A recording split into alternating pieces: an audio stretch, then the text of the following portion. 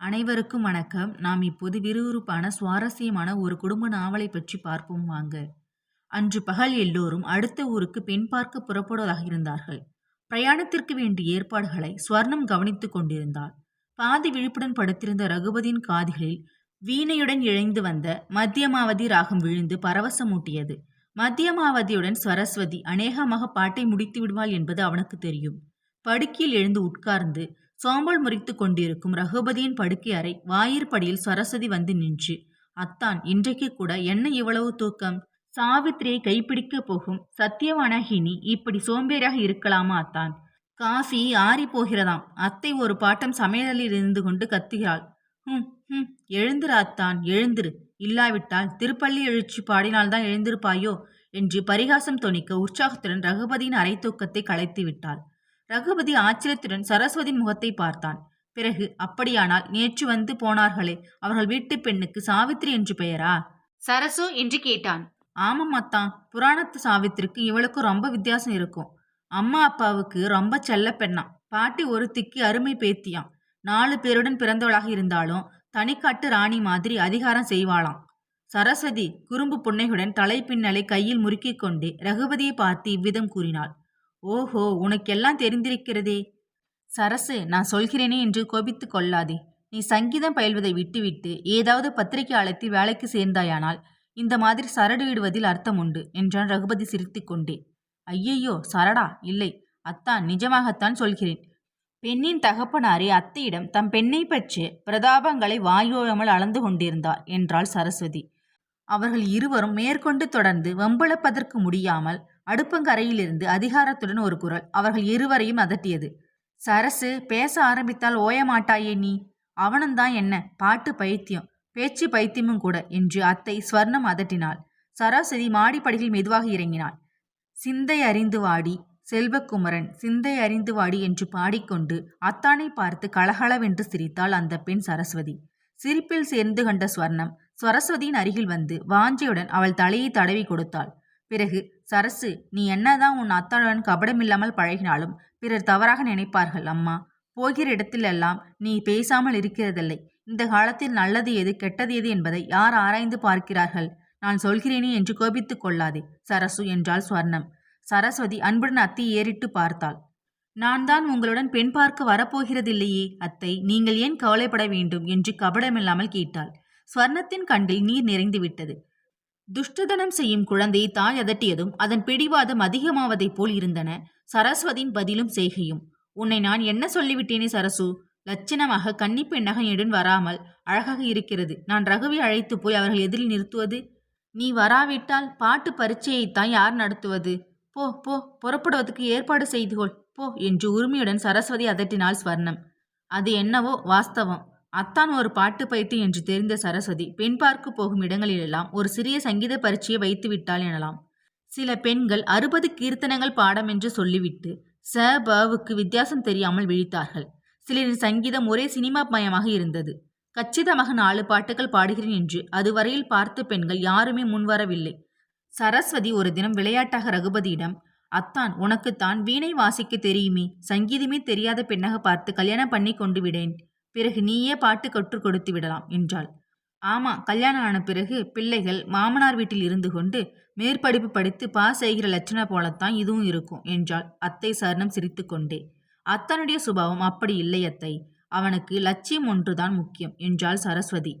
படுக்கையில் பாதி திறந்த விழிகளுடன் பழைய நினைவுகள் மனதை லயிக்க விட்டிருந்த ரகுபதிக்கு பளிச்சொலி ஞாபகம் வந்தது இந்த சபாஷனை. அதோடு யார் லட்சியவாதி, அவனா சரஸ்வதியா என்ற கேள்வியும் எழுந்தது. எப்படி பார்த்தாலும் தன்னை விட ஒருபடி மேலாகவே கண்டான் அவளை. நல்ல சங்கீத ஞானமும் நிறைந்த சாரீர சம்பத்தும் பெற்றவள் அவள். அழகில் மட்டும்தான் குறைந்தவளா? தாழம்பூ மேனியும் சுருண்டு அடர்த்தியாக அலைப்பாயும் கூந்தலும் மருண்ட விழிகளும் குளிர்ந்த உதடுகளும் தாமரை மலர் போன்ற கரங்களும் பெற்று அழகியாகத்தான் இருந்தாள். அதோடு குடும்ப பெண் என்பதற்கு இலக்கணமாக விளங்குபவள். உஷகாலத்தில் வெள்ளி முளைத்திருக்கும் போது எழுந்து முகம் கழுவி பொட்டிட்டு சுவாமிக்கு விளக்கேற்றி வீணையுடன் எழுயும் மெல்லிய காலில் பாட ஆரம்பித்து விடுவாள் அவள். அவள் பாட்டை கேட்ட பிறகுதான் அந்த வீட்டில் மற்றவர்கள் எழுவார்கள். எனினும் ஒரே ஒரு குறை அவளிடம், அதுவும் ரகுபதியால் ஏற்பட்ட குறைதான். பால்யத்தில் ரகுபதியின் மாமன் மகளாகிய சரஸ்வதியும் அத்தான் ரகுபதியும் ஒன்றாக விளையாடிய போது ரகுபதி விளையாட்டாக பின்புறம் வந்து அவள் கால்களை இடறிவிட்ட போது சரஸ்வதி விழுந்து விட்டாள். சாதாரண விளையாட்டு வினையாகி ஒரு கால் எலும்பு முறிந்து நிரந்தரமான ஊனம் ஏற்பட்டு விட்டது. அந்த குறை சரஸ்வதியின் மனதிலும் அழியாத வடுவை ஏற்படுத்திவிட்டது. என்னதான் அழகாக இருந்தாலும் என்னதான் சங்கீதம் தெரிந்திருந்தாலும் ஊனம் ஊனம்தானே. ரகுபதியும் பெரியவனாகிய பிறகு தான் தவறுதலாக செய்துவிட்டதை நினைத்து வருந்தியிருக்கிறான். இசைக்கும் கலைக்கும் என் வாழ்க்கையை அர்ப்பணித்து விடுகிறேன் அத்தான். எனக்காக நீ ஒன்றும் வருத்தப்பட வேண்டாம் என்று சரஸ்வதி ரகுபதிக்கு எவ்வளவோ முறைகள் தேர்தல் கூறியிருக்கிறாள். ஆனால் ஒவ்வொரு தினமும் சரஸ்வதி உள்ளம் உருகி பாடும் போதெல்லாம் ரகுபதி இந்த பழைய சம்பவத்தை நினைத்து கொண்டு ஏங்குவான். தானே அவளை மணந்து கொண்டு விட்டால் அவளிடம் இருக்கும் குறையை பாராட்டாமல் இருக்க முடியும் என்று நினைத்து அவளிடம் அவன் அதை பற்றி பிரஸ்தாபித்த போது அவள் ஒரு குழந்தையைப் போல கபடமில்லாமல் சிரித்தாள். வெண்கல மணி ஒலிப்பது போல கலகலவென்று சிரித்துவிட்டு, அத்தான், பாவம் செய்தவர்கள் பிரயாச்சித்தம் செய்து கொள்ள வேண்டியது அவசியம்தான். விளையாட்டாக நேர்ந்து விட்டதற்காக உன் வாழ்க்கையை பாழாக்கி கொள்ள வேண்டுமா? 4 பேர் எதிரில் நொண்டி பெண்ணை மனைவி என்று அழைத்துச் செல்ல வேண்டுமா? உனக்கும் எனக்கும் என்றும் இந்த சகோதர அன்பை நிலைத்திருக்கட்டும் அத்தான் என்று பெரிய வேதாந்தியைப் போல் கூறிவிட்டாள் சரஸ்வதி. இந்த பதிலை கேட்டு ரகுபதி ஒன்றும் பேச முடியவில்லை. வாத பிரதாபங்களுக்கு இடமில்லாமல் அவள் அழிந்த பதில் ரகுபதியின் தாய் சருணத்தை கூட பிரமிக்கச் செய்துவிட்டது. அத்துடன் அவர்கள் அந்த யோசனையை கைவிட்டு விட்டார்கள். ரகுபதிக்கு வேறு இடத்திலிருந்து ஜாதகங்கள் வர ஆரம்பித்தன. 2 இடங்களுக்கு போய் பெண் பார்த்தும் வந்தார்கள். இந்த போட்டி படவங்களில் ஒன்றுதான் அன்று நடைபெறவிருந்தது. அதற்குத்தான் இத்தனை அமர்க்களமும். இதே மாதிரி அன்று அதிகாலையில் இருந்தே சாவித்திரியின் வீட்டிலும் கேலி பேச்சும் சிரிப்பும் நிறைந்திருந்தன. பிள்ளை வீட்டார் பெண் பார்க்க வரப்போகிறாள் என்று அறிந்து ஒவ்வொருவரும் ஓடி ஆடி குதூகலத்துடன் வேலை செய்து கொண்டிருந்தார்கள். சாவித்திரி நொடிக்கு ஒரு தரம் நிலை கண்ணாடியின் எதிரில் நின்று தன்னை கவனித்துக் கொள்வதில் முனைந்திருந்தாள். சாவித்திரியின் தாய் மங்களம் வழக்கமாக தன் மாமியாருக்கு பயப்படுகிறல் கூட அன்று தானும் கூடிய விரைவில் மாமியார் ஆகப் போகிறோம் என்கிற பெருமிதத்தில் சற்று இறைந்தே பேசிக் கொண்டிருந்தாள். சாவித்திரியின் தங்கை சீதாவுக்குத்தான் வீட்டில் அதிகம் வேலைகள் காத்து கிடந்தன. சரசரவென்று மாடிக்கும் கீழுக்கும் ஹாலுக்கும் கேமரா அறைக்குமாக தன் மேலாடை பறக்க திரிந்து கொண்டிருந்தாள் அவள். பெண்ணுக்கு கல்யாணம் என்றால் தாய்க்குத்தான் அதில் பெருமையும் பங்கும் அதிகம் என்று கூறலாம். பிள்ளை வீட்டார் வந்து சாவித்திரியை பார்த்து தம் சம்மதத்தை அறிவிப்பதற்கு முன்பே மங்களம் பெண்ணுக்கு செய்ய வேண்டிய சீர்வரிசைகளை பற்றி தம் கணவர் ராஜமையரிடம் பேசினாள். மாப்பிள்ளைக்கு தீபாவளிக்கு வைர மோதிரம் போடுவதாக சொல்லிவிடுங்கள். இப்போது சாவித்திரிக்கு கணிசமாக 4 வழிகள் செய்தாக வேண்டும். மோதிர செலவையும் சமாளிக்க முடியாது. அப்புறம் சம்மந்திகள் எதிரில் வழவழ என்று பேசிவிடாதீர்கள் என்றால் மங்களம் காஃபியை ஆற்றிக்கொண்டே. ராஜமையர் என்று தலையை ஆட்டினார். அவருக்கு பதில் சாவித்திரியின் தமையன் சந்துரு பேச ஆரம்பித்தான். உன் பெண்ணுக்குத்தான் ஒரு ஜதை வளையல்கள் குறைவாக இருக்கட்டுமே அம்மா. மாப்பிள்ளைக்கு இப்பொழுதே மோதிரம் போட்டு விடலாம். 4 பேருக்கு தெரிந்து எந்த மரியாதையும் செய்தால் நன்றாக சோபிக்கும் என்றான் சந்துரு.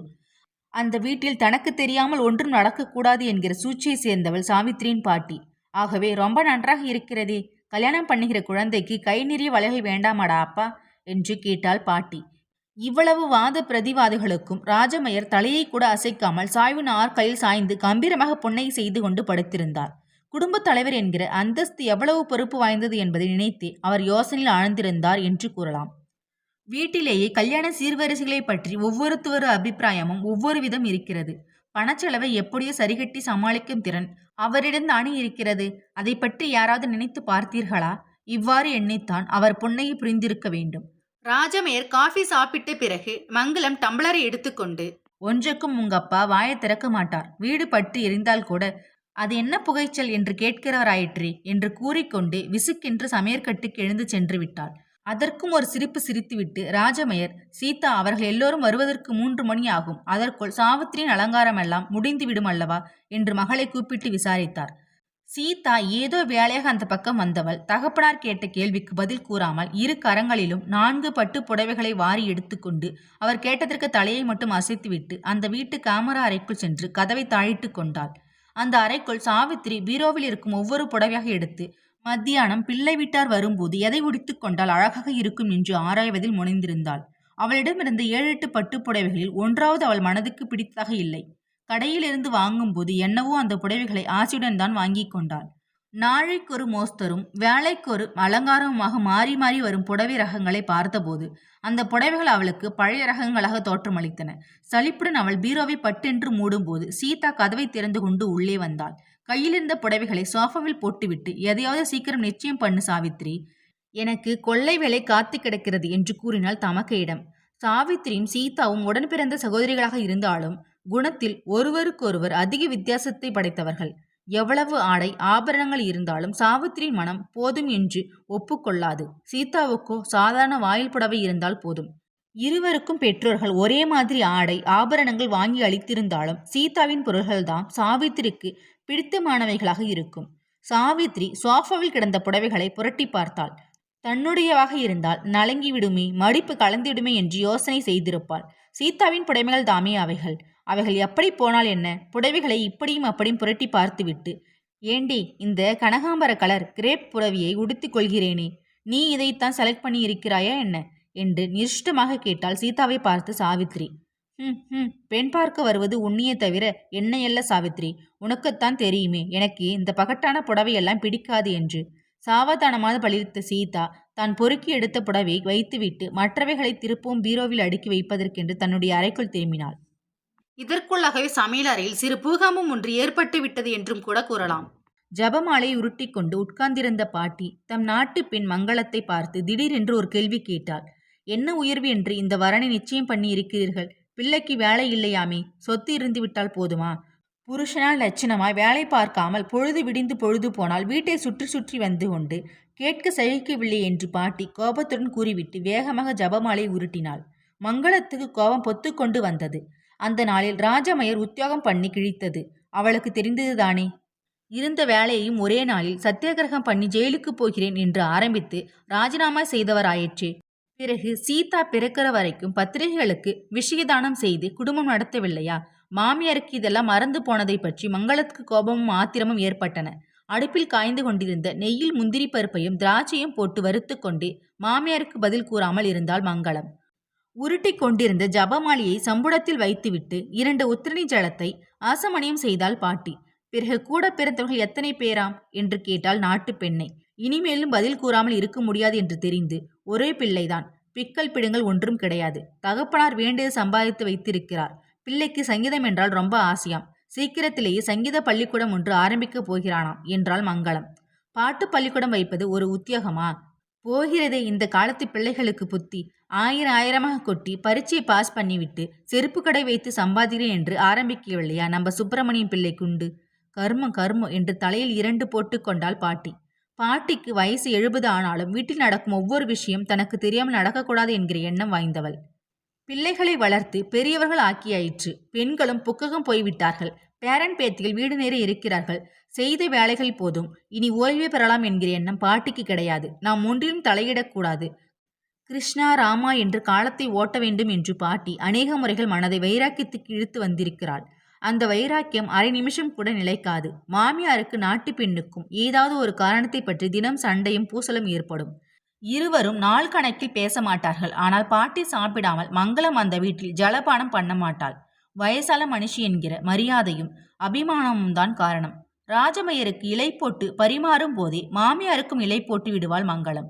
மாமியார் சொன்ன சொற்கள் மனதை வாட்டி எடுத்தாலும் அவருக்கு செய்யும் சிறுஷில் கொஞ்சம் கூட குறைவீராது. ராஜமையர் எதையும் காதில் வாங்கி கொள்ள மாட்டார். மனைவியை தனிமேல் சந்திக்கும் போதெல்லாம் மங்களம், நீ சாப்பிட்டாயா, உடம்பை கவனித்துக் கொள்ளாமல் வேலை வேலை என்று பறக்கிறாயே என்று அன்புடன் கடைந்து கொள்வார். ஆமாம், வேலை செய்யாவிட்டால் உங்கள் வீட்டில் எனக்கு யார் சோறு போடுகிறார்கள் என்று நிருஷ்டமாக கேட்பாள் மங்களம்.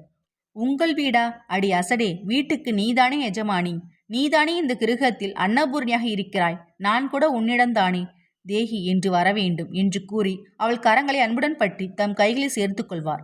அவருடைய இன்ப ஸ்பரிசத்தில் 1000 வருஷங்களின் கஷ்டங்களை மறந்து விடுவாள் மங்களம். இவ்விதம் மனஸ்தாபம் மூண்டு எழுந்தாலும் அன்பு நீரால் அத்தம்பதிகள் அதை அணைத்து விடுவார்கள். மேலே பற்றி எறிய வழியில்லை அல்லவா? அடுப்பிலிருந்த வானலியை இறக்கிவிட்டு மங்களம் மாமியாருக்கு இலை போட்டாள். பஞ்ச பாத்திரத்தில் ஜலத்துடன் நச்சுக்கென்று இலை முன்னால் வந்து உட்கார்ந்த பாட்டி, ஆமாம், பிக்கல் பிடுங்கள் இல்லை என்று சொன்னாயே, உனக்கு மாத்திரம் இங்கு என்ன பிடுங்கள்? இந்த வீட்டுக்கு யார் வர காத்து கிடக்கிறார்கள்? கூப்பிட்டால் வரப்போகிறார்கள், இல்லாவிட்டால் இல்லை என்று மனஸ்தாபத்தை பாதியில் நிறுத்த இஷ்டமில்லாமல் தொடர்ந்து ஆரம்பித்தாள். மங்களத்தின் கண்களிலிருந்து பொலபொலவென்று கண்ணீர் வழிந்தது. சமையலறை பக்கம் ஏதோ வேலையாக வந்த சந்துரு தாயின் தர்ம சங்கடமான நிலையை உணர்ந்து அவளை ஜாடையாக கூப்பிட்டான்.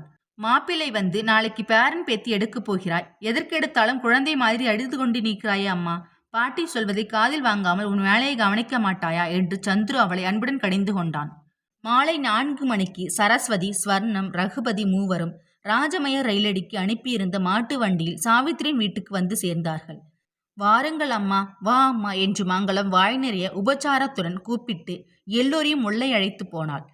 இவன்தான் என் மூத்த பையன் சந்திரசேகரன் என்று ராஜமயர் தம் பிள்ளையை வரப்போகும் மாப்பிள்ளைக்கு அறிமுகம் செய்து வைத்தார். இப்படி உட்காருங்கள் மாமி என்று கூறி சீதா ரத்தின கம்பளம் ஒன்றை விரித்து உபசரித்தாள். சரஸ்வதியும் ஸ்வர்ணமும் அமர்ந்து லோக பிரமாகமாக பேசிக் கொண்டிருந்தனர். சம்பிரதாயப்படி சிற்றுண்டியும் காஃபியும் சாப்பிட்டு முடித்த பின்பு சரஸ்வதி தன்னுடன் கொண்டு வந்திருந்த பையிலிருந்து பழம், பாக்கு, வெற்றிலை, புஷ்பம் முதலியவைகளை எடுத்து ஒரு தட்டில் வைத்தாள். பெண்ணை வரச் சொல்லுங்கள் மாமி என்றாள் சரஸ்வதி. வீணியை பழிக்கும் அவள் குரல் இனிமையை கேட்டு சந்துரு அடிக்கடி அவளை திரும்பி பார்த்தான். சாந்தமும் அழகும் கொண்ட அந்த முகவிலாசத்தை அவன் இதுவரை பார்த்த எந்த பெண்ணிடத்திலும் கண்டதில்லை என்று நினைத்தான். ஆனால் கருணை வடிவம் இந்த முகத்தை எங்கோ பார்த்த ஞாபகம் ஒன்று லேசாக அவன் மனதில் தோன்றியது.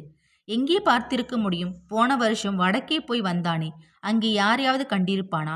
சிறிது நேரம் யோசனையில் மூழ்கியிருந்தான் சந்துரு. திடீரென்று ஏதோ நினைவு வந்தவனாக கூடத்தில் மாட்டப்பட்டிருந்த சரஸ்வதி தேவியின் படத்தை பார்த்தான் சந்துரு. அந்த முகத்தில் நிலவும் கம்பீரமும் சாந்தமும் இந்த பெண்ணிடம் ஏதோ கொஞ்சம் இருக்கிறது. அது போதாத அவளை எள்ளுள்ளவளாக காட்டுவதற்கு சகல கலாவாளியாக சரஸ்வதி தேவியின் கடாட்சத்துக்கு பாத்திரமானவள் தானே இந்த பெண்ணும். வெகு அற்புதமாக வீணை வாசிக்கிறாள். அகத்தின் அழக முகத்தில் சுடர்விடாதா? அறிவுகளை என்பது அலாதியானது அல்லவா?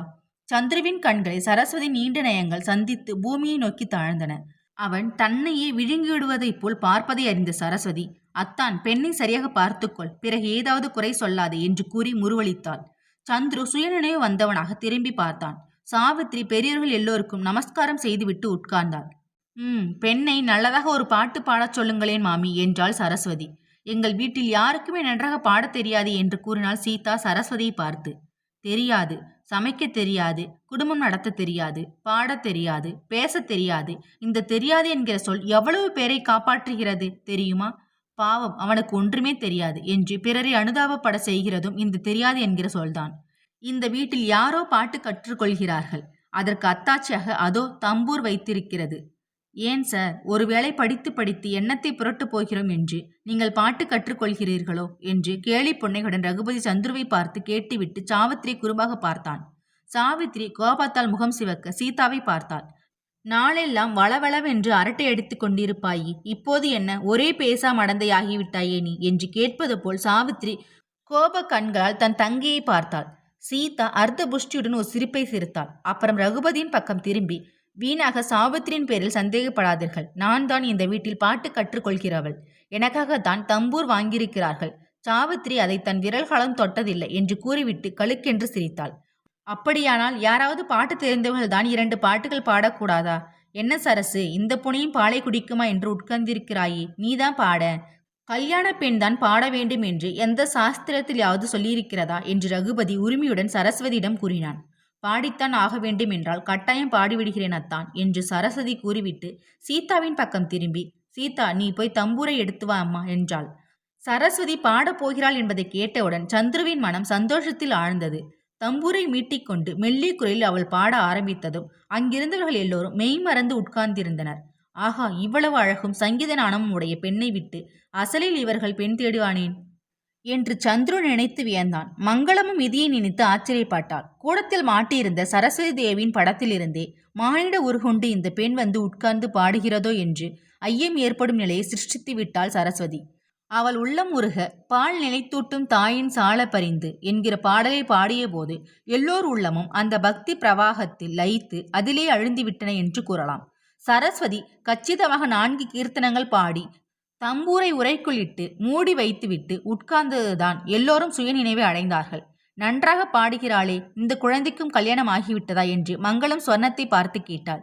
ஸ்வர்ணம் சிறிது நேரம் ஒன்றும் தோன்றாமல் பதில் எதுவும் கூறாமல் உட்கார்ந்திருந்தாள். பிறகு கண்ணீர் திரையிட, இல்லை, அவளுக்குத்தான் பகவான் ஒரு தீராத குறையை கொடுத்து விட்டானே என்றாள் ஸ்வர்ணாம்பாள். சரஸ்வதிக்கு ஏதோ குறை என்று கூறியதும் அங்கிருந்தவர்களுக்கு அது என்ன என்று அறிய ஆவல் ஏற்பட்டது. அவர்கள் அதை எப்படி கேட்பது என்று யோசித்துக் கொண்டிருக்கும் போதே அவர்கள் கேளாமலேயே ஸ்வர்ணாம்பாள் ஸ்வர்ணத்தின் கால் ஊனத்தை பற்றி மங்களத்திடம் கூறினாள். மேலும் அவள் அத்தானுக்கு அவளை கல்யாணம் செய்து கொள்ள வேண்டும் என்கிற அபிப்பிராயம் இருந்தது. தாய் இல்லாததால் குழந்தையிலிருந்தே நானும் அவளை வளர்த்து விட்டேன். அவளுக்குத்தான் கல்யாணம் செய்து கொள்ளவே இஷ்டமில்லையாம். முதலில் எல்லோரும் சம்மதப்பட்டு செய்து கொண்டு விடுவீர்கள் அத்தை. காலப்போக்கில் உங்கள் மனமெல்லாம் எப்படி எப்படியோ மாறிவிடும் என்று கூறுகிறாள். அத்தானுக்கு பாட்டு பிடிக்கிறது என்று என்னை கல்யாணம் பண்ணி கொள்கிறான் என்று வைத்துக்கொள் அத்தை. கொஞ்ச நாளைக்குள் அதுவும் அழுத்துவிடும். போயும் வந்ததும் இந்த நொண்டியை தானா என் தலையில் கட்டி கொண்டு அழ வேண்டும் என்று அவன் மனம் சலித்து போகும். வேண்டாம் அத்தை என்று வேதாந்தம் பேசுகிறாள் சரஸ்வதி என்று ஸ்வர்ணாம்பாள் மங்களத்திடம் கூறினாள். சரஸ்வதி லஞ்சையுடன் முகத்தை கவிழ்த்து கொண்டு, என்ன அத்தை இது, போகிற இடத்திலெல்லாம் என் ராமாயணம் பெருசாக இருக்கிறது என்று கேட்டாள். ராமாயணம் என்ன? வயது வந்த பெண்ணை கல்யாணம் செய்து கொடுக்காமல் வைத்திருந்தால் காரணம் என்ன என்று தெரிந்து கொள்ள நினைப்பது எல்லோருக்கும் சகம்தானே என்றாள் ஸ்வர்ணாம்பாள். பெண் வீட்டாருக்கு பிள்ளை பிடித்து விட்டது. பிள்ளை வீட்டாரின் அபிப்பிராயமும் ஒன்றாகத்தான் இருந்தது. சாவித்திரியின் சம்மதத்தை சரஸ்வதி அறிந்து கொள்ள வேண்டும் என்று ஆசைப்பட்டாள். கூடத்தில் இருந்தவர்கள் ஏதோ வேலையாக வெளியே சென்றதும் சரஸ்வதி சாவித்திரியின் அருகில் சென்று உட்கார்ந்தாள். பிறகு சங்கோதத்துடன், என் அத்தானை உனக்கு பிடித்திருக்கிறதா? சொல்லிவிடு. நான் ரகசியமாக இந்த விஷயத்தை அவனிடம் சொல்லிவிடுகிறேன் என்று கேட்டாள். சாவித்திரி மெதுவாக தலையை அசைத்துவிட்டு மௌனமாக உட்கார்ந்திருந்தாள். பெண்ணின் மன ஆழத்தை இன்னொரு பெண்ணை புரிந்து கொள்வது கஷ்டம் என்பதை சரஸ்வதி உணர்ந்திருக்க மாட்டாள். சிலர் வெகுளியாக இருக்கிறார்கள். மனதில் ஒன்றையும் ஒளித்து வைக்க மாட்டார்கள். படபடவென்று பேசிவிடுவார்கள். சிலரின் மன ஆழத்தில் என்ன எண்ணங்கள் இருக்கின்றன என்பதை எவ்வளவு முயன்றிலும் புரிந்து கொள்ள முடியாது. சரஸ்வதி வெள்ளை மனம் படைத்தவள், கபடம் இல்லாதவள். சூதுவாதுகளுக்கு மனதில் அவள் இடமே அளிக்கவில்லை. சாவித்ரி வார்த்தைகளையே அளந்து பேசும் சுபாவம் படைத்தவள். உள்ளத்தில் ஏற்படும் உணர்ச்சிகளை அப்படியே முகத்தில் காட்டி ஒரு நொடி பொழுதில் மட்டம் தட்டி விடுவாள் அவள். பேசாமல் மௌனமாகவே உட்கார்ந்திருக்கும் சாவித்ரி சரஸ்வதி கேலியாக பார்த்து, இப்பொழுது என்னிடம் ஒன்றும் சொல்ல மாட்டாய், அப்படித்தானே? அத்தனிடமே நேரில் சொல்லப் போகிறாயாக்கும் என்று பெருமூச்சு விட்டுவிட்டு அந்த இடத்தை விட்டு எழுந்து சென்றாள். இவ்வளவு நேரமும் ஒதுங்கி வைக்கப்பட்டிருந்த பாட்டிக்கு இப்போதுதான் சந்தர்ப்பம் கிடைத்தது. இது என்னடி அதிசயம்? பெண் பார்க்க வந்தா அவளை பாட சொல்றதுதான் கண்டதுண்டு கேட்டதுண்டு. இங்கே தலைகீழ் பாடமா போயிருக்கே. யாரோ ஒருத்தி வருகிறாள், இல்லாத உறவெல்லாம் கொண்டாடி புருஷா இருக்கிறதையும் பார்க்காமே பாட்டு கச்சேரி செய்கிறாள். இதுகளும் பேஷ் பேஷ்ன்னு தலையாட்டுகிறது. நன்றாகவே இல்லை என்று சரளி வரிசை பாட ஆரம்பித்து விட்டாள். ஆனால் அவளை யாரும் சட்டை செய்வதாக இல்லை. குறை சொல்வதுதான் அவள் கூட பிறந்த குணமாயிற்றே என்று உதறிவிட்டு மேற்கொண்டு ஆக வேண்டியதை கவனிக்க ஆரம்பித்து விட்டார்கள். பிள்ளை வீட்டார் ஊருக்கு புறப்பட்டு சென்ற பிறகு அந்த வீட்டு சாப்பிடும் கூடத்தில் ஒரே இரைச்சலும் சிரிப்புமாக இருந்தது. எப்பொழுதும் பிறருடைய குற்றங்களையே சிலர் ஆராய்ந்து கொண்டிருப்பார்கள். தங்களிடம் இருக்கும் ஒரு சிறு குறை கூட அவர் மனதில் படுவதில்லை.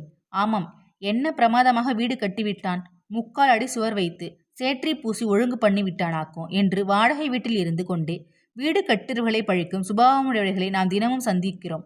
எப்பொழுது எதற்கெடுத்தாலும் பிறரை பழிக்கும் சுபாவம் உடையவள் சாவித்ரி. எவ்வளவோ வறுமையுடன் வளர்க்கும் பெற்றோரிடமே அவளுக்கு குறை உண்டு. அன்றும் வழக்கம் போல் சாப்பிட்டு கொண்டே ஆரம்பித்தாள் சாவித்ரி.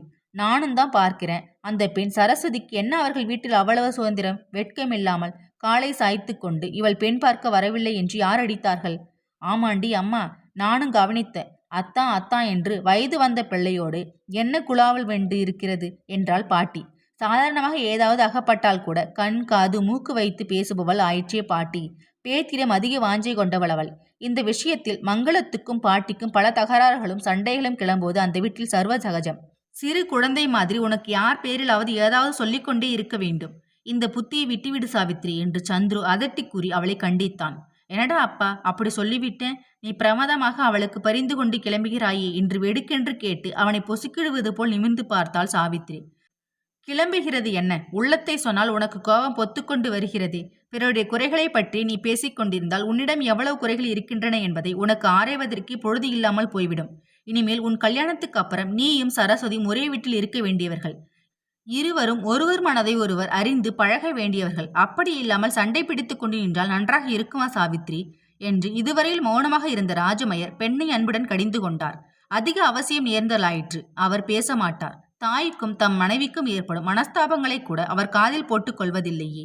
ஒரு குடும்பத்தில் எஜமானுடைய நிலைமைதான் மிகவும் பரிதாபமானது. ஏனெனில் மாமியார் மருமகள் சண்டையில் யாருக்கு சமாதானம் கூறுவது என்பது மிகவும் கடினமான பிரச்சனை. பெற்று வளர்த்து நான் கஷ்டப்பட்டது எனக்கல்லவா தெரியும். நேற்று வந்தவள் வைத்தது சட்டமாகிவிட்டது. இந்த வீட்டில் என்பாள் மாமியார். அன்பும் ஆதரவும் வேண்டுமென்று பெற்றோர் உற்றோரை எல்லாம் விட்டுவிட்டு இவரே கதி என்று வந்திருக்கிறேனே, என் மனசை ஏன் இப்படி புண்ணாக அடிக்கிறார்கள் என்பாள் மருமகள். பெற்ற தாயும் வாழ்க்கை துணவியும் குடும்பத் தலைவனது அன்புக்கு பாத்திரமானவர்கள். இது கடினமான பிரச்சனை தானே. நாளடைவில் பாட்டியின் சண்டை சச்சரவுகள் சகஜமாகிவிட்டன. மங்களத்தின் மனம் மறுத்து போய்விட்டது. 2 வேளை சாப்பாடு ஜீரணமாகிற மாதிரி மாமியாரின் கடுஞ்சொற்களை ஜீரணித்துக் கொண்டாள் மங்களம். தாய்க்கு ஏற்பட்டிருந்த சகிப்புத்தன்மையில் ஒரு அணு அளவு கூட சாவித்திரிக்கு இல்லை. அவள் குழந்தை பருவத்தில் பாட்டியும் அம்மாவும் சண்டை பிடித்து கொண்டதெல்லாம் பசுமரத்தாணி போல் சாவித்திரி மனதில் பதிந்து போயிருந்தது. பாட்டி அம்மாவை ஓட ஓட விரட்டிய மாதிரி தானும் விரட்டினாள். எடுத்ததற்கெல்லாம் அடம் பிடித்தாள். அதை பாட்டியின் சலுகையால் சாதித்து கொண்டாள். ராஜமையர் சாவித்திரியை கடிந்து கொண்ட பிறகு சிறிது நேரம் எல்லோரும் மௌனமாக சாப்பிட்டுக் கொண்டிருந்தனர். சாவித்திரிக்கு கோபம் என்பதை எல்லோரும் புரிந்து கொண்டிருந்தார்கள். கடுகடவென்று முகத்தை வைத்துக் கொண்டு குனிந்த தலை நிமிராமல் அவள் உட்கார்ந்து சாப்பிடுவதை பார்த்த சீதா, யாருக்கு பிடிக்கிறதோ இல்லையோ, எனக்கு சரஸ்வதி ரொம்ப பிடிக்கிறது, சிரித்து சிரித்து கபடமில்லாமல் பேசுகிறாளே என்றாள். உனக்கு யாரைத்தான் பிடிக்காது, எல்லோரையும் பிடிக்கும் என்று ஆத்திரத்துடன் கூறிவிட்டு சாப்பிடும் தாளத்தை நக்கென்று தகர்த்தி கொண்டே அவ்விடம் விட்டு எழுந்தாள் சாவித்திரி. இதுவரையில் இவர்கள் சச்சரவில் தலையிடாமல் இருந்த மங்களம் சலிப்புடன், என்ன சண்டை இது, சாப்பிடுகிற வேளையில் அரட்டை அடிக்காமல் ஒரு நாளாவது சாப்பிடுகிறீர்களா என்று கோபித்து கொண்டாள். அதற்கு மேல் எல்லோரும் கப்பு சிப்பென்று அடங்கிவிட்டார்கள். ராஜமையர் வெற்றிலைக்கு சுண்ணாம்பியை தடவியபடி சமையற்கட்டுக்கு வந்து மங்களத்தின் எதிரில் உட்கார்ந்து கொண்டார். சிறிது பொறுத்து, வர வர உனக்கு என்னை கவனிக்கவே அவகாசம் இல்லாமல் போய்விட்டது மங்களம். சாப்பிட்டு கை அலம்புறதுக்கு முன்னாடி தயாராக வெற்றிலை மடித்து வைத்து கொண்டு காமரா அறையில் வந்து நிற்பாயே, இப்பொழுது என்னடாவென்றால் பாக்கு வெற்றிலை சுண்ணாம்பு மூன்றையும் தேடி நானே எடுத்து போட்டுக்கொண்டு உனக்கு தட்டில் வைத்து கொண்டு வந்து கொடுக்க வேண்டியிருக்கிறதே என்று பாதி நிருஷ்டமாகவும் பாதி கேலியாகவும் கூறினார். மங்களமும் பொய் கோபத்துடன் அவரை பார்த்து, நாளைக்கு மாப்பிள்ளை வரப்போகிறான், பிறகு நாட்டு பெண் வருவாள், இன்னும் உங்களுக்கு நான் நடுங்க வேண்டுமா, நடுங்கி செத்ததெல்லாம் போதாதா என்று கேட்டாள். பார்த்தாயா மங்களம், அப்பொழுதே சொல்ல வேண்டும் என்று இருந்தேன். குழந்தைகள் ஒருத்தருக்கு ஒருத்தர் ஏகப்பட்டதாக தர்க்கம் பண்ணி கொண்டிருந்தார்கள். அவர்கள் எதிரில் பேச வேண்டாம் என்று பேசாமல் இருந்து விட்டேன். பிள்ளைக்கும் அவனை சேர்ந்தவர்களுக்கும் சாவித்திரி மிகவும் பிடித்து விட்டதாம். என் பெண்ணின் சம்மதத்தை கேட்டுவிடு என்றார் ராஜமையர். மங்களத்துக்கு இப்பொழுது நிஜமாகவே கோபம் வந்தது. சின்ன வயசிலிருந்தே செல்லம் கொடுத்து வளர்த்து விட்டீர்கள் உங்கள் பெண்ணை. நான் என்ன கேட்கிறது அவளை? அவள் ஏதாவது என்னை மதித்து பதில் சொல்வாளா? நீங்களே கேளுங்கள். முதலில் அவளுக்கு பிடித்தாக வேண்டும், அப்புறம் உங்கள் அம்மாவுக்கு பிடிக்க வேண்டும். மங்களம் இந்த வார்த்தைகளை உறக்கவே சொன்னாள். பாட்டியோ பலகாரம் எல்லாம் முடிந்து கூடத்தில் ஊஞ்சலில் படுத்து அரை தூக்கத்தில் ஆழ்ந்திருந்தாள். ஆகவே மாமியரை பற்றி இரண்டொரு வார்த்தைகள் நிருஷ்டமாக பேச முடிந்தது.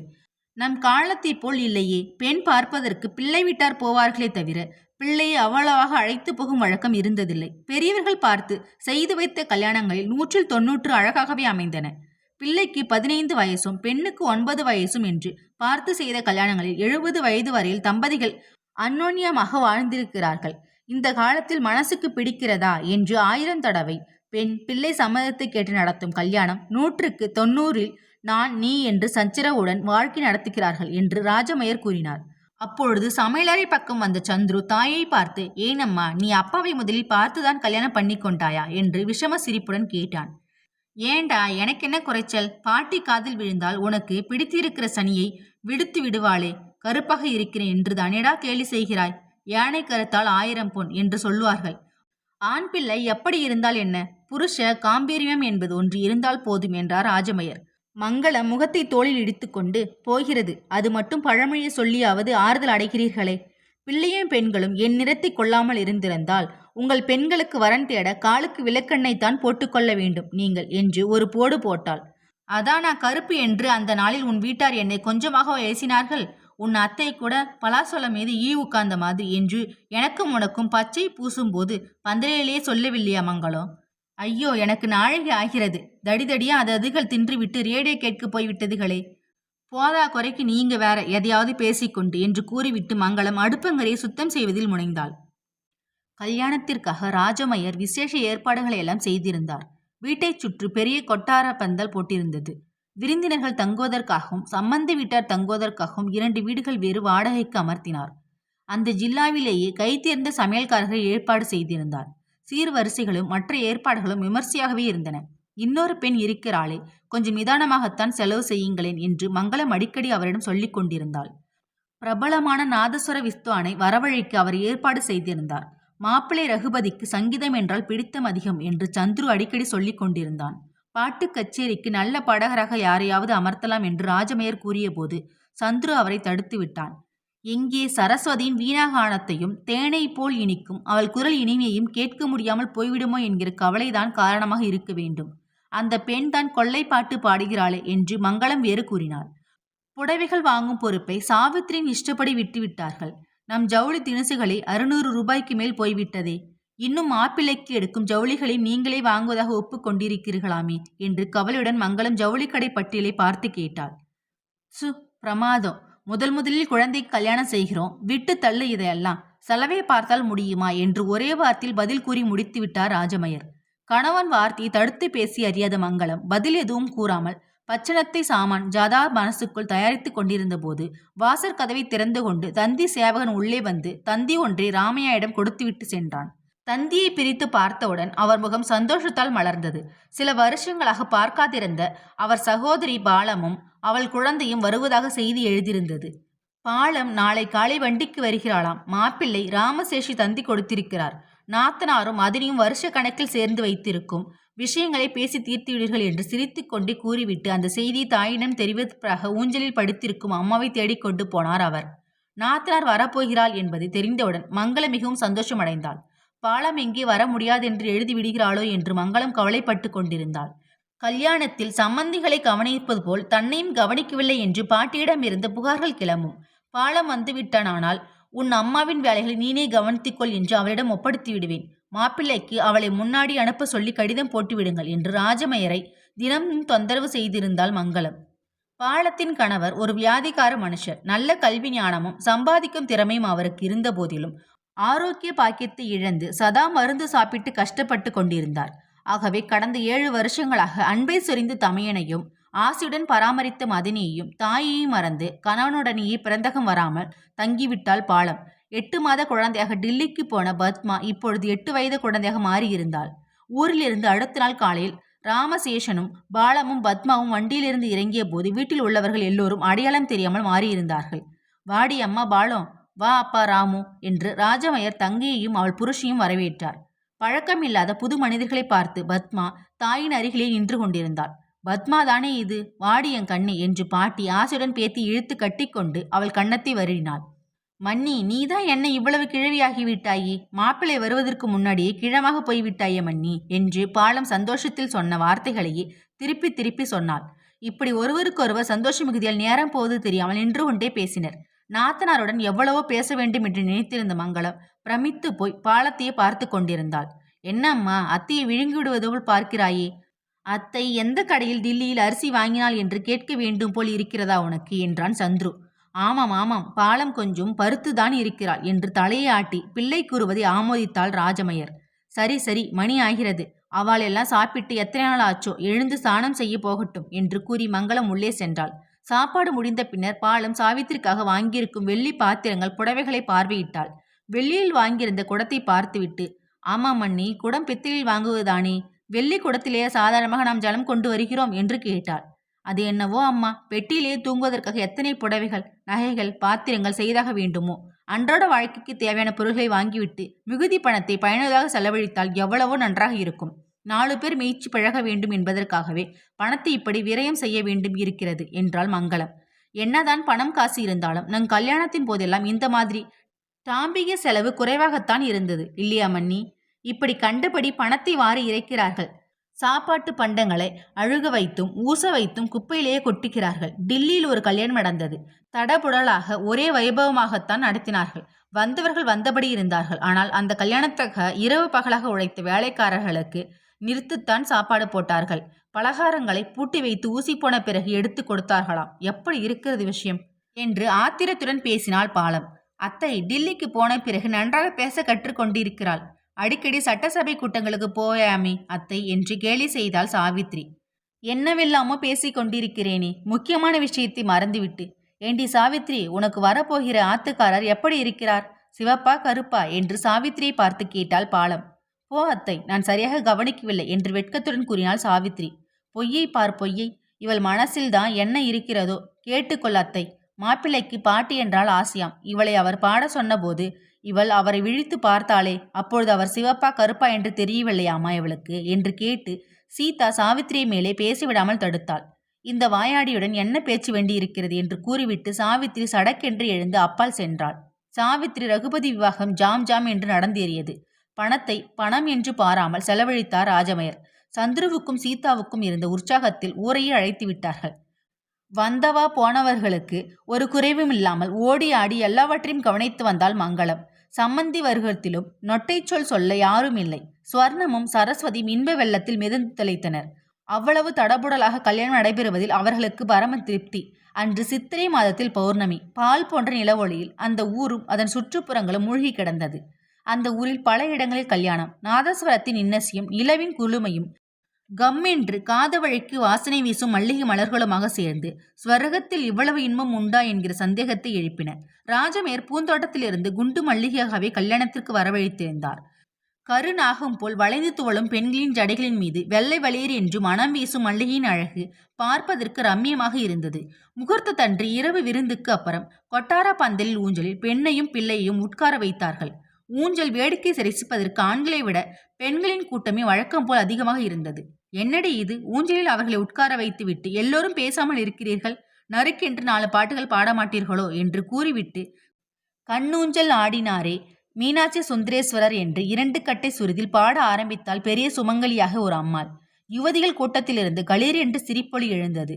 பொங்கி வந்த சிரிப்பை வெகு சிரமப்பட்டு சீதா அடக்கி கொண்டு, சரசு, பாட்டு தெரிந்தும் பாடாமல் இருப்பவர்களுக்கு இதுதான் சரியான தண்டனை, புரிந்ததா உனக்கு என்று கேட்டாள். ஊஞ்சல் பாட்டை அரைகுறையாக நிறுத்திவிட்டு மறுபடியும் அந்த அம்மாள் லாலி லாலி லாலி என்று ஆரம்பிக்கவே கொஞ்சம் தள்ளி உட்கார்ந்திருந்த ராஜமயர் சுவாதீனமாக அவளை பார்த்து, அம்மாமி, வருகிற மாசம்தானே மாமாவுக்கு சஷ்டப்த பூர்த்தி, ஜமாய்த்து தள்ளிவிடுவாய் போல் இருக்கிறது என்று கேலி செய்தார். போடா அப்பா, சிறுசுகள் எல்லாம் பாடாமல் உட்கார்ந்திருந்தால் கிழவிதானே பாட வேண்டும் என்று கூறி அந்த பாட்டையும் அரைகுறையாகவே நிறுத்திவிட்டாள் அந்த அம்மாள். இதற்குள்ளாகவே சந்துருவின் கண்கள் 1000 முறை சரஸ்வதியின் பக்கம் பார்த்து, உன் காணத்தை கேட்பதற்காகவே தமம் கிடக்கிறேனே என்று சொல்லாமல் சொல்லின. புன்னகை ததும்ப நிலத்தை பார்த்து கொண்டே உட்கார்ந்திருந்த சரஸ்வதி திடீரென்று நிமிர்ந்து பார்த்து, சாவித்திரி, பெண் பார்க்க வந்த அன்றே எங்களை எல்லாம் நீ ஏமாற்றி விட்டாய். அத்தானுடைய விருப்பப்படி என்னிடம்தான் நீ பாட்டு கற்றுக்கொள்ள வேண்டும். ஏதோ ஒரு பாட்டு உனக்கு தெரிந்த வரையில் பாடு பார்க்கலாம் என்று கொஞ்சதலாக கூறினாள். எதிலும் கலந்து கொள்ளாமல் எங்கோ பார்த்து கொண்டு உட்கார்ந்திருந்த சாவித்திரி திடுக்கிட்டு திரும்பி பார்த்தாள். பிறகு கடுகடுவென்றிருந்த முகபாவத்தை சட்டென்று மாற்றிக்கொண்டு புன் சிரிப்புடன், எனக்கு தெரியாது என்று அன்றே சொல்லியிருக்கிறேனே என்றாள். பேஷ் பேஷ், பாட்டு பாட்டு என்று மாய்த்து போவனுக்கு இந்த மாதிரி மனைவி வெந்து வாய்க்க வேண்டும், ரொம்ப அழகுதான் போ என்று ரகுபதியின் அத்தை பரிகாசம் செய்யவே சாவித்திரிக்கு ரோஷம் பொத்து கொண்டது. சிறிது அதட்டலாக, எனக்கு பாட தெரியாது என்றால் பேசாமல் விட்டுவிட வேண்டும், இது என்ன தொந்தரவு என்று கூறி முகத்தை உர்ரென்று வைத்து கொண்டாள். இதுவரையில் பேசாதிருந்த ரகுபதி சரஸ்வதியின் பக்கம் திரும்பி, சரசு, நீதான் பாட, இதில் நான் நீ என்று போட்டிக்கு என்ன இருக்கிறது என்று கூறினான். சரஸ்வதி சிரித்துக்கொண்டே உள்ளே போய் தன் வீணை எடுத்து வைத்து கொண்டு சுருதி சேர்க்க ஆரம்பித்தாள். தூரத்தில் நின்று இதுகாரும் சரஸ்வதியின் பரிகாசங்களை கவனித்து வந்த சந்துரு பந்தலுக்குள் வந்து உட்கார்ந்து கொண்டான். சுருதி சேர்த்து முடித்ததும் சரஸ்வதி ரகுபதியை பார்த்து, அத்தான் எந்த பாட்டை வாசிக்கட்டும் என்று கேட்டாள். அதற்குள் ராஜமயர், குழந்தை, சண்முக பிரியா ராகத்தை நீ அற்புதமாக வாசிப்பாயாமே, எல்லோரும் சொல்லியிருக்கிறார்கள், அதே வாசி அம்மா, கேட்கலாம் என்றார். வீணின் மதுர ஒளி அந்த மோகன நிலவிலேயே தேவலோகத்து கிண்ணறர்கள் எழுப்பும் யாழின ஒளி போல் இருந்தது. குழந்தைகள் கொஞ்சம் மழலையைப் போல் மனதுக்கு இன்பமளித்தது. மகான்களின் உபதேச மொழிகளை கேட்டு ஆறுதல் கொள்ளும் மனநிலையை அங்குள்ளவர்கள் அடைந்தார்கள். தெய்வ சந்திநாதத்தில் நிற்கும் பரவச நிலையை சிலர் அடைந்தார்கள். சந்துருவின் உள்ளம் கிளுகிழுத்தது. நொடிக்கொரு முறை அன்புடன் சரஸ்வதியை அவன் பார்த்தபோது அவன் பார்வையின் தாக்குதலை சகிக்க முடியாமல் சரஸ்வதி தலையை குனிந்து கொண்டே பாடினாள். வெளியே பாலை பொழிவது போல் நிலவு வீசிக்கொண்டிருந்தது. களிநடனம் புரியும் மோகன சந்திரிகையிலேயே சரஸ்வதியின் குரல் இனிமையோடு இழைந்து வரும் வீணா கானம் ஒவ்வொருவர் உள்ளத்தில் ஒவ்வொரு விதமாக உணர்ச்சியை ஊற செய்தது. சண்முக பிரிய ராகத்தில் வள்ளி நாயகனை என்கிற கீர்த்தனத்து முடித்த சரஸ்வதி சங்கராபரணத்தில் ஒரு ஜவாலியையும் வாசித்தாள். மதுராகீதத்தை பருகியவாறு அங்கிருந்தவர்கள் மெய்மறந்து உட்கார்ந்திருந்தனர். கல்யாணத்துக்கு அப்புறம் சில தினங்கள் வரையில் எல்லோரும் ஏக மனதாக சரஸ்வதியின் சங்கீத ஞானத்தையே புகழ்ந்து கொண்டிருந்தார்கள். அவள் களிர் களிர் என்று சிரித்தது, குறும்புத்தனம் நிறைந்த அவள் அழகிய முகம், மைத்திட்டிய பேசும் விழிகள், கபடமற்ற எளிய சுபாவம் முதலியவை சந்துருவின் மனதில் அழியாத ஓவியமாக பதிந்து விட்டன. தனிமையில் உட்கார்ந்து அவன் மானசீகமாக சரஸ்வதி நினைத்து நினைத்து பார்த்து களிப்பெய்தினான். அவளை பற்றி வீட்டிலேயே யாராவது பேசிக் கொண்டிருந்தால் ஆனந்தம் பொங்க அங்கு நின்று அதை முற்றும் கேட்டுவிட்டுதான் நகருவான். படிக்கும் போது ஒருவருக்கும் தெரியாமல் காகிதத்தில் சரஸ்வதி சரஸ்வதி என்று எழுதி பார்ப்பதில் அவன் மனம் திருப்தி அடைந்தது. கல்யாணமெல்லாம் கழித்து பாலம் டில்லிக்கு புறப்படுவதற்கு முதல் தினம் சாப்பிடும் கூடத்தில் உட்கார்ந்து எல்லோரும் பேசிக் கொண்டிருந்தனர். சீதா கல்யாண அவசரத்தில் சரஸ்வதியிடமிருந்து புது பாட்டுகளாக 2 கற்றுக்கொண்டிருந்தாள். பூஜை அறையில் அவள் தம்புரை மீட்டி அதை பாடும்போது சந்துரு அங்கு வந்து சேர்ந்தான். பாட்டை சிறிது நேரம் கேட்டுவிட்டு அவன், இந்த பாட்டில் தானே அணு பல்லவியில் நிரவல் செய்தால் சரஸ்வதி அபாரமாக இருந்தது. இப்பொழுது கூட என் காதுகளில் ஒலித்து கொண்டே இருக்கிறது சீதா என்றான் அவன். செதுக்கி எடுத்த சிலை மாதிரி மூக்கும் விழியும். பாவம், பச்சை கிளி மாதிரி இருக்கிற அந்த பெண். கால் கூட அப்படி ஒன்றும் ஊனமில்லை. வெளியிலேயே ஒன்றும் தெரியவில்லை. ஒரே பிடிவாதமாக கல்யாணமே வேண்டாம் என்கிறாளாமே. நான் கூட என் மைத்துனனுக்கு பண்ணிக்கொள்ளலாம் என்று சம்மந்தி அம்மானை விசாரிக்க பார்த்தேன் என்றாள் பாலம். தகப்பனார் வெளிநாட்டில் இருக்கிறாராம். மாசம் இந்த பெண்ணுக்கென்று 100 ரூபாய் அனுப்புகிறாராம். கல்யாணத்துக்கென்று 10,000 ரூபாய் வைத்திருக்கிறாராம். 10,000 ரூபாய்க்கு ஒரு சங்கீத பள்ளிக்கூடம் ஆரம்பித்து விடுகிறேன் அத்தை என்று சொல்லுகிறதாம் அந்த பெண். அங்காங்கே கல்யாணத்துக்கு பணம் இல்லாமல் பெண்கள் நிற்கிறார்கள். இது என்னடா என்றால் புது மாதிரியாக இருக்கிறது என்று மங்களம் நாத்தனாரிடம் சொல்லி அதிசயப்பட்டாள். அதிசயந்தான், இந்த காலத்தில் பெண்களும் பிள்ளைகளும் கல்யாணம் வேண்டாம் என்று சொல்வது ஒரு ஃபேஷன் என்று நினைத்து கொண்டிருக்கிறீர்கள். நம்ம சுப்பிரமணியன் பெண்ணும் BA பாஸ் பண்ணிவிட்டு ஆஃபீஸுக்கு போய் உத்தியோகம் பண்ணுகிறதாமே. ஏண்டி, புருஷாலா எல்லாம் படித்து விட்டு வேலை கிடைக்காமல் அவதிப்படுகிறாளே, நீ ஆஃபீஸுக்கு போய் சம்பாதித்து தான் ஆக வேண்டுமாடி என்று கேட்டால், எதற்கெடுத்தாலும் புருஷன் கையை எதற்கு எதிர்பார்க்க வேண்டும் என்று கேட்கிறாளே. அதிசயந்தாண்டி அம்மா. என் காலத்திலேயே புருஷனுக்கு தெரியாமல் 4 காசு வைத்துக்கொள்ள தெரியாதே எனக்கு என்று சொல்லி மிகவும் அதிசயப்பட்டாள் பாட்டி. இதெல்லாம் ஒன்று அதிசயம் இல்லை பாட்டி.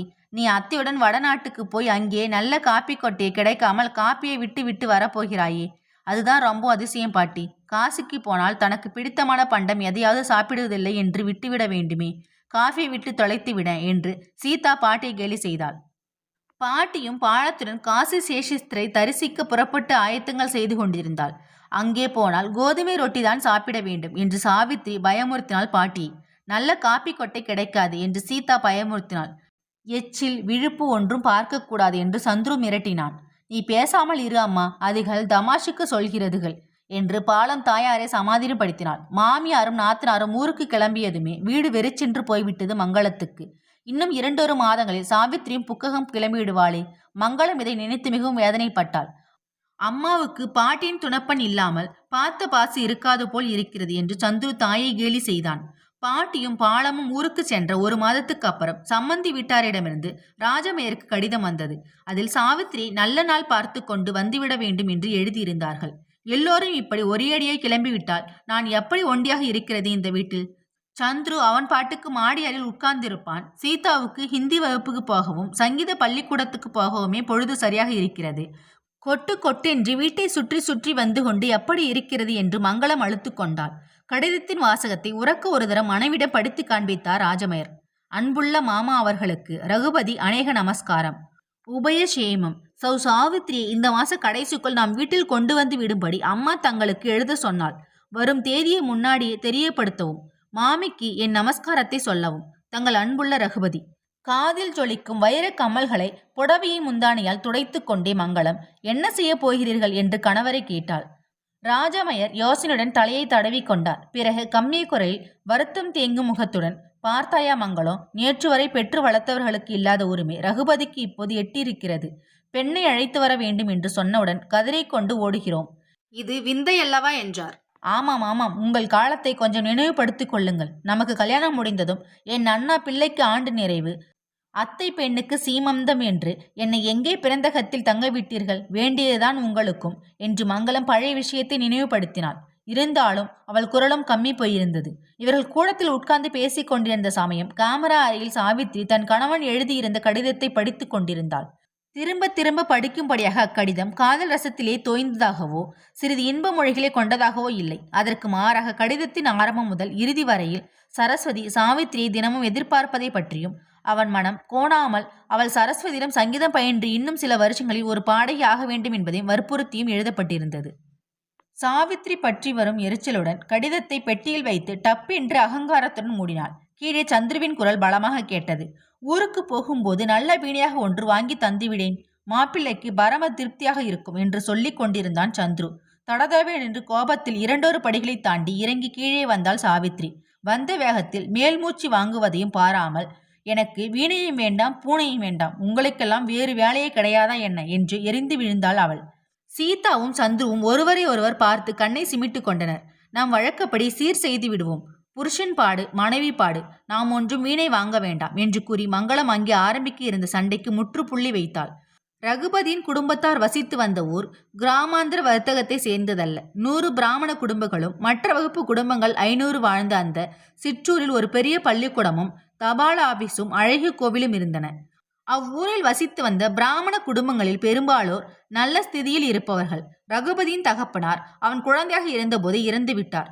ஊர் ஜனங்கள் நல்லவர்களாக இருந்ததால் பால்ய விதவையான ஸ்வர்ணாம்பாள் ஒருவித வம்புக்கும் ஆளாகாமல் அந்த ஊரிலேயே காலம் தள்ளி வந்தாள். ரகுபதி தாய்க்கு அடங்கிய பிள்ளை. ஆனால் தாயார்தான் பிள்ளைக்கு அடங்கி நடந்து வருவதாக சொல்லும்படி இருந்தது. பெரிய படிப்பெல்லாம் படித்து தேறிவிட்டு ரகுபதி வேலைக்கு போகாமல் வீட்டுடன் இருந்தான். சிறு வயதில் ஸ்வர்ணாம்பாள் நன்றாக பாடுவாள். அவள் குரலிலுமைக்கு ஆசைப்பட்டே ரகுபதியின் தகப்பனார் அவளை கல்யாணம் பண்ணி கொண்டாராம். அவரும் சங்கீத பித்து பிடித்த மனுஷன். இந்த காலத்தை போல் சங்கீத சபைகளும் நாடக மண்டலிகளும் அப்பொழுது அவ்வளவாக இல்லை. நல்ல சங்கீதத்தை கேட்க வேண்டுமானால் கோயில்களின் உற்சவங்களிலும் பெரிய மனிதர்கள் வீட்டு கல்யாணங்களிலுமே முடியும். பெரிய வித்வான்களை அழைத்து கோவிலில் கச்சேரிகள் ஏற்பாடு செய்வதோடு அவர்களை தம் வீட்டிலே அழைத்து வேண்டிய சௌகரியங்களை செய்து கொடுப்பார் ரகுபதியின் தகப்பனார். அவருக்கு வாய்த்திருந்த மனையும் அவர் எடுத்த காரியத்தில் பங்கெடுத்து கொண்டு சண்டை பூசல் இடமில்லாமல் நடந்து கொண்டாள். பரம்பரையாக இருந்து வந்த சங்கீத ஞானம் ரகுபதியும் பிடித்து கொண்டது. அவனும் தகப்பனாரைப் போலவே சங்கீத விழாக்கள் நடத்தினான். அதற்கு நன்கொடைகள் கொடுத்தான். குழந்தை பருவத்திலிருந்து தாயை இழந்து தன்னுடன் வளர்ந்து வந்த சரஸ்வதிக்கும் அவ்வித்தையை பழுதில்லாமல் கற்பித்தான். தனக்கு வாய்க்கும் மனைவியையும் அம்மாதிரி இருக்க வேண்டும் என்று அவன் ஆசைப்படுவது இயற்கையே அல்லவா? அன்று கோழி கூவுவதற்கு முன்பே ரகுபதியின் வீட்டில் எல்லோரும் விழித்து கொண்டு விட்டார்கள். வேலைக்காரி வரப்போகும் தன் புது எஜமானிக்காக விதவிதமாக கோலங்கள் போட்டு செம்மண் பூசிக்கொண்டிருந்தாள். சமையல் அறையில் ஸ்வர்ணாம்பாளும் சரஸ்வதியும் காலை ஆகாரம் தயாரிப்பதில் முனைந்திருந்தனர். எவ்வளவுதான் பணம் காசில் மூழ்கியிருந்தாலும் சமையலுக்கு ஆள் வைத்து கொள்ளும் வழக்கம் மட்டும் அவ்வூரில் இல்லை. யார் வீட்டில் எந்த விசேஷம் நிகழ்ந்தாலும் ஊரில் உள்ள அத்தனை பெண்களும் ஒன்று சேருவார்கள். தலைக்கொரு வேலையாக செய்வார்கள். வேலையும் அழகாகவும் ஒழுங்காகவும் முடிந்துவிடும். அன்று கோடி வீட்டிலிருந்து பாகிரதி அம்மாமி வந்திருந்தாள். வயது 60 இருக்கும். வாய் படபடவென்று எதையாவது பொறித்து தள்ளுவதற்கு ஈடாக கையும் சரசரவென்று லட்சியம் இல்லாமல் வேலை செய்து கொண்டிருக்கும். இதற்கு நேர் விரோத குணம் படைத்தவள் ரகுபதியின் தாய் ஸ்வர்ணாம்பாள். கறிக்காய் நறுக்க உட்கார்ந்திருந்தால் மணிக்கணக்காக அங்கேயே உட்கார்ந்திருப்பாள். பாகிரதி அம்மாமி மற்ற காரியங்களை கவனித்துக் கொண்டிருக்க ஸ்வர்ணம் ஒரு கூடை நிறைய காய்கறிகள் வைத்துக்கொண்டு அரிவாள் மணிக்கு முன்பு உட்கார்ந்திருந்தாள். உள்ளே இருந்து கமகமென்று சமையல் வாசனை கிளம்பி கொண்டிருந்தது. பாகிரதி அம்மாமி பாயசத்துக்கு சேமையா வறுத்து கொண்டே, ஏண்டி ஸ்வர்ணம், நீ முன்னாடி அந்த இடத்தை விட்டு எழுந்திர பார்க்கலாம், மீதியை நான் அறுக்கிக் கொள்கிறேன் என்றாள். இருக்கட்டும் மாமி, நீங்கள் எத்தனை காரியங்கள் தான் செய்வீர்கள்? நான் என்னத்தை செய்ய இருக்கிறது? அடுப்பில் வைத்தால் தானே ஆகிறது. ஏண்டி புடலங்காயை கூட்டுக்கு நறுக்க சொன்னால் விரல் பருமனுக்கு நறுக்கி வைத்திருக்கிறாயே என்று கூறினாள் பாகிரதி அம்மாமி. திரும்பவும் நறுக்கட்டுமா மாமி என்று கேட்டாள் ஸ்வர்ணம் பாகிரதி அம்மாவை பார்த்து. வேண்டாம் வேண்டாம், நாட்டு பெண் வருகிற நாழிகை ஆகிறது, நீ போய் மற்ற காரியங்களை கவனி என்றாள் அந்த அம்மாள். அவள் சொல்லி வாயமுடும் முன் வாசல் வண்டி வந்து நின்றது. அதிலிருந்து மங்களமும் சந்துருவும் சாவித்திரியும் இறங்கினார்கள். சரஸ்வதி பறக்க பறக்க ஆரத்தி எடுத்து கொண்டு வந்தாள். அவள் முகத்தில் பொங்கிய சந்தோஷத்தை கண்டு சந்துரு வியப்படைந்தான். வா சாவித்ரி, வாருங்கள் மாமி என்று புன் உருளுடன் வரவேற்றாள் சரஸ்வதி. அவர்களை அழைத்துவிட்டு அவள் திரும்பிய போது சந்துரு தண்ணியை உற்று பார்ப்பதை அறிந்ததும் அவளுக்கு வெட்கமாக போய்விட்டது. ரகுபதி அதே சமயம் வெளியே சென்றிருந்ததால் சங்கோச்சத்துடன் சரஸ்வதி அவனை பார்த்து வாருங்கள் என்று அழைத்தாள். பல வருஷங்களுக்கு அப்புறம் அவ்வீட்டிற்கு ஒளித்தர வந்திருக்கும் சாவித்ரி மாமியாரை நமஸ்காரித்த போது ஸ்வர்ணாம்பாள் உணர்ச்சி மிகுதியால் வாயடித்து நின்றாள். கண்களில் ஆனந்த பாஷ்பம் பொங்கி வழிந்தது. உவகையுடன் உள்ளம் பூரிக்க பெருமிதத்துடன் சாவித்திரியை கட்டி அணைத்து கொண்டாள். வீட்டிலே எல்லோரும் சௌக்கியம்தானே மாமி என்று சரஸ்வதி மங்களத்தை விசாரித்த போது சௌக்கியம்தானே என்று தன்னை நேரில் கேட்பதற்கு வெட்கப்பட்டு கொண்டு சரஸ்வதி மறைமுகமாக தன் தாயை விசாரிப்பதாக நினைத்து சந்துரு, சீதா உன்னை ரொம்பவும் விசாரித்தாக சொன்னாள். உன்னிடம் கற்றுக்கொண்ட பாட்டுகளை பாடம் பண்ணிவிட்டதாகவும் சொன்னாள் என்றான். ஓஹோ என்று அவனுக்கு பதில் அளித்துவிட்டு சரஸ்வதி மற்ற அலுவல்களை கவனிக்க உள்ளே சென்றாள். இதற்குள்ளாக வெளியே போயிருந்த ரகுபதி திரும்பிவிடவே சாவித்திரியும் மங்களமும் கூடத்திலிருந்து பின்கட்டுக்கு சென்றார்கள். வந்தவர்களை வா என்று கூட சொல்லத் தெரியாமல் பிரமித்து உட்கார்ந்திருக்கிறாயே ஸ்வர்ணம், 4 வார்த்தைகள் நறுக்கென்று பேச தெரியவில்லையே உனக்கு என்று பாகிரதி அம்மாமி கையில் பிடித்த கரண்டியுடன் சம்மந்தி அம்மாளை வரவேற்று ஸ்வர்ணத்தை பரிகாசம் செய்தாள். ஸ்வர்ணம் நிஜமாகவே பிரமித்து போய் இருந்தாள். 1.5 வயது குழந்தையிலிருந்து தகப்பன் இல்லாமல் அள்ளும் பகலும் அரும்பாடும் பட்டு வளர்த்த குழந்தைக்கு கல்யாணமாகி மனைவி வந்திருக்கிறாள் என்றால் அது எளிதான காரியமா? 4 பேரை போல் அவளும் பேரன் பேத்தி எடுக்கப் போகிறாள். இருண்டிருந்த வீட்டில் ஒளி வீசப் போகிறது. இனிமேல் தன்னை மிஞ்சக்கூடியவர்கள் யாரும் இல்லை என்று அவளுக்கு தோன்றியது. சாவித்ரி புககம் வந்து 2 மாதங்கள் ஓடிவிட்டன. அந்த 2 மாதங்களில் ஸ்வர்ணம் நாட்டு பெண்ணுக்கு விதவிதமாக பூ வைத்து பின்னினாள். நகைகள் பூட்டி அழகு பார்த்தாள். ஒரு வேளையும் செய்ய விடாமல் தானே எல்லாவற்றையும் கவனித்துக் கொண்டாள். சாதாரணமாக திருப்தி அடையும் மனமிருந்தாள். மாமியாரின் இந்த சரளமான சுபாவத்தை புரிந்து கொண்டு சாவித்ரி ராஜாத்தி மாதிரி இருந்திருக்கலாம். அந்த வீட்டுக்கு நாட்டு பெண்ணாகவும் பெண்ணாகவும் இருந்து அருமையோடு வாழ்ந்திருக்கலாம். ஆனால் லேசில் ஒருவரையும் நம்பும் சுபாவம் படைத்தவள் அல்ல சாவித்ரி. அவள் எதிரில் தங்க பதுமை போல் வளைய வரும் சரஸ்வதியை பார்த்த போதெல்லாம் அவள் நெஞ்சு பொறாமையால் வெடித்துவிடும் போல் இருந்தது. இவளுக்கு என்ன இந்த வீட்டில் இவ்வளவு சலுகை என்று தன்னை கேட்டு அதற்கு விடை புரியாமல் தவித்தாள் சாவித்ரி. சதாகாலமும் முகத்தை உப்பென்று வைத்துக்கொண்டு கணவன் கேட்கும் வார்த்தைகளுக்கு பதில் கூறாமல் இருந்தாள் அவள். ஓர் இரவு கணவனும் மனைவியும் தனியாக சந்திக்கும் போது சாவித்திரியின் கண்கள் கோவை பழம் போல் அழுது சிவந்திருந்தன. திறந்த மாடில் கைப்பிடி சுவரை பிடித்த வண்ணம் தொலைவில் தெரியும் ஆலயத்தின் கோபுரத்தை பார்த்தவாறு நின்றிருந்தாள் சாவித்ரி. அடிமேல் அடி வைத்து உள்ளம் சிலிர்க்க தன்னை நாடி வரும் ரகுபதியை அவள் கவனிக்கவில்லை. மங்கிய நிலாவில் மனைவியின் முகத்தை திருப்பி அவன் பார்த்தபோது கண்களில் இருந்து கண்ணீர் முத்துக்கள் போல் கன்னங்களில் உருண்டன. ஏன் சாவித்ரி அழுகிறாள்? பல குடும்பங்களில் இன்றும் நடக்கும் மாமியார் நாட்டுப்பெண் சண்டை தன் குடும்பத்தில் தோன்றிவிட்டதா என்று ரகுபதி ஐயுற்றான். பிறகு அன்புடன், சாவித்ரி ஏன் அழுகிறாய் என்று கேட்டு அவள் கண்ணீரை துடைத்தான். கன்னங்களில் வழிந்த கண்ணீரைத்தான் ரகுபதியின் கரங்கள் துடைத்தன. சாவித்திரியின் மனதில் ஏற்பட்டிருக்கும் குறையை, சந்தேகத்தை, பொறாமையை அவனால் துடைக்க முடியவில்லை. மனிதன் அல்ப சந்தோஷி என்று பெரியவர்கள் கூறுகிறார்கள். கல்யாணம் முடிந்தவுடன் மனைவியின் விருப்பப்படி கணவன் நடப்பதோ கணவனின் விருப்பப்படி மனைவி நடப்பதோ இயலாத காரியம். வெவ்வேறு குடும்பத்திலிருந்து தெய்வ ஆட்சியலால் சேர்க்கப்பட்ட இருவரின் உள்ளங்களும் ஒன்றுபட சில வருஷங்களாவது அவகாசம் வேண்டியிருக்கும். சாவித்ரி அந்த வீட்டுக்கு வந்ததும் அங்கு சரஸ்வதிக்கு அளித்திருக்கும் உரிமையை கண்டு ஆச்சரியப்பட்டாள். பீரோவில் இருந்து அத்தானுடைய கை செலவுக்கு பணம் கூட அவள்தான் எடுத்து கொடுத்தாள்.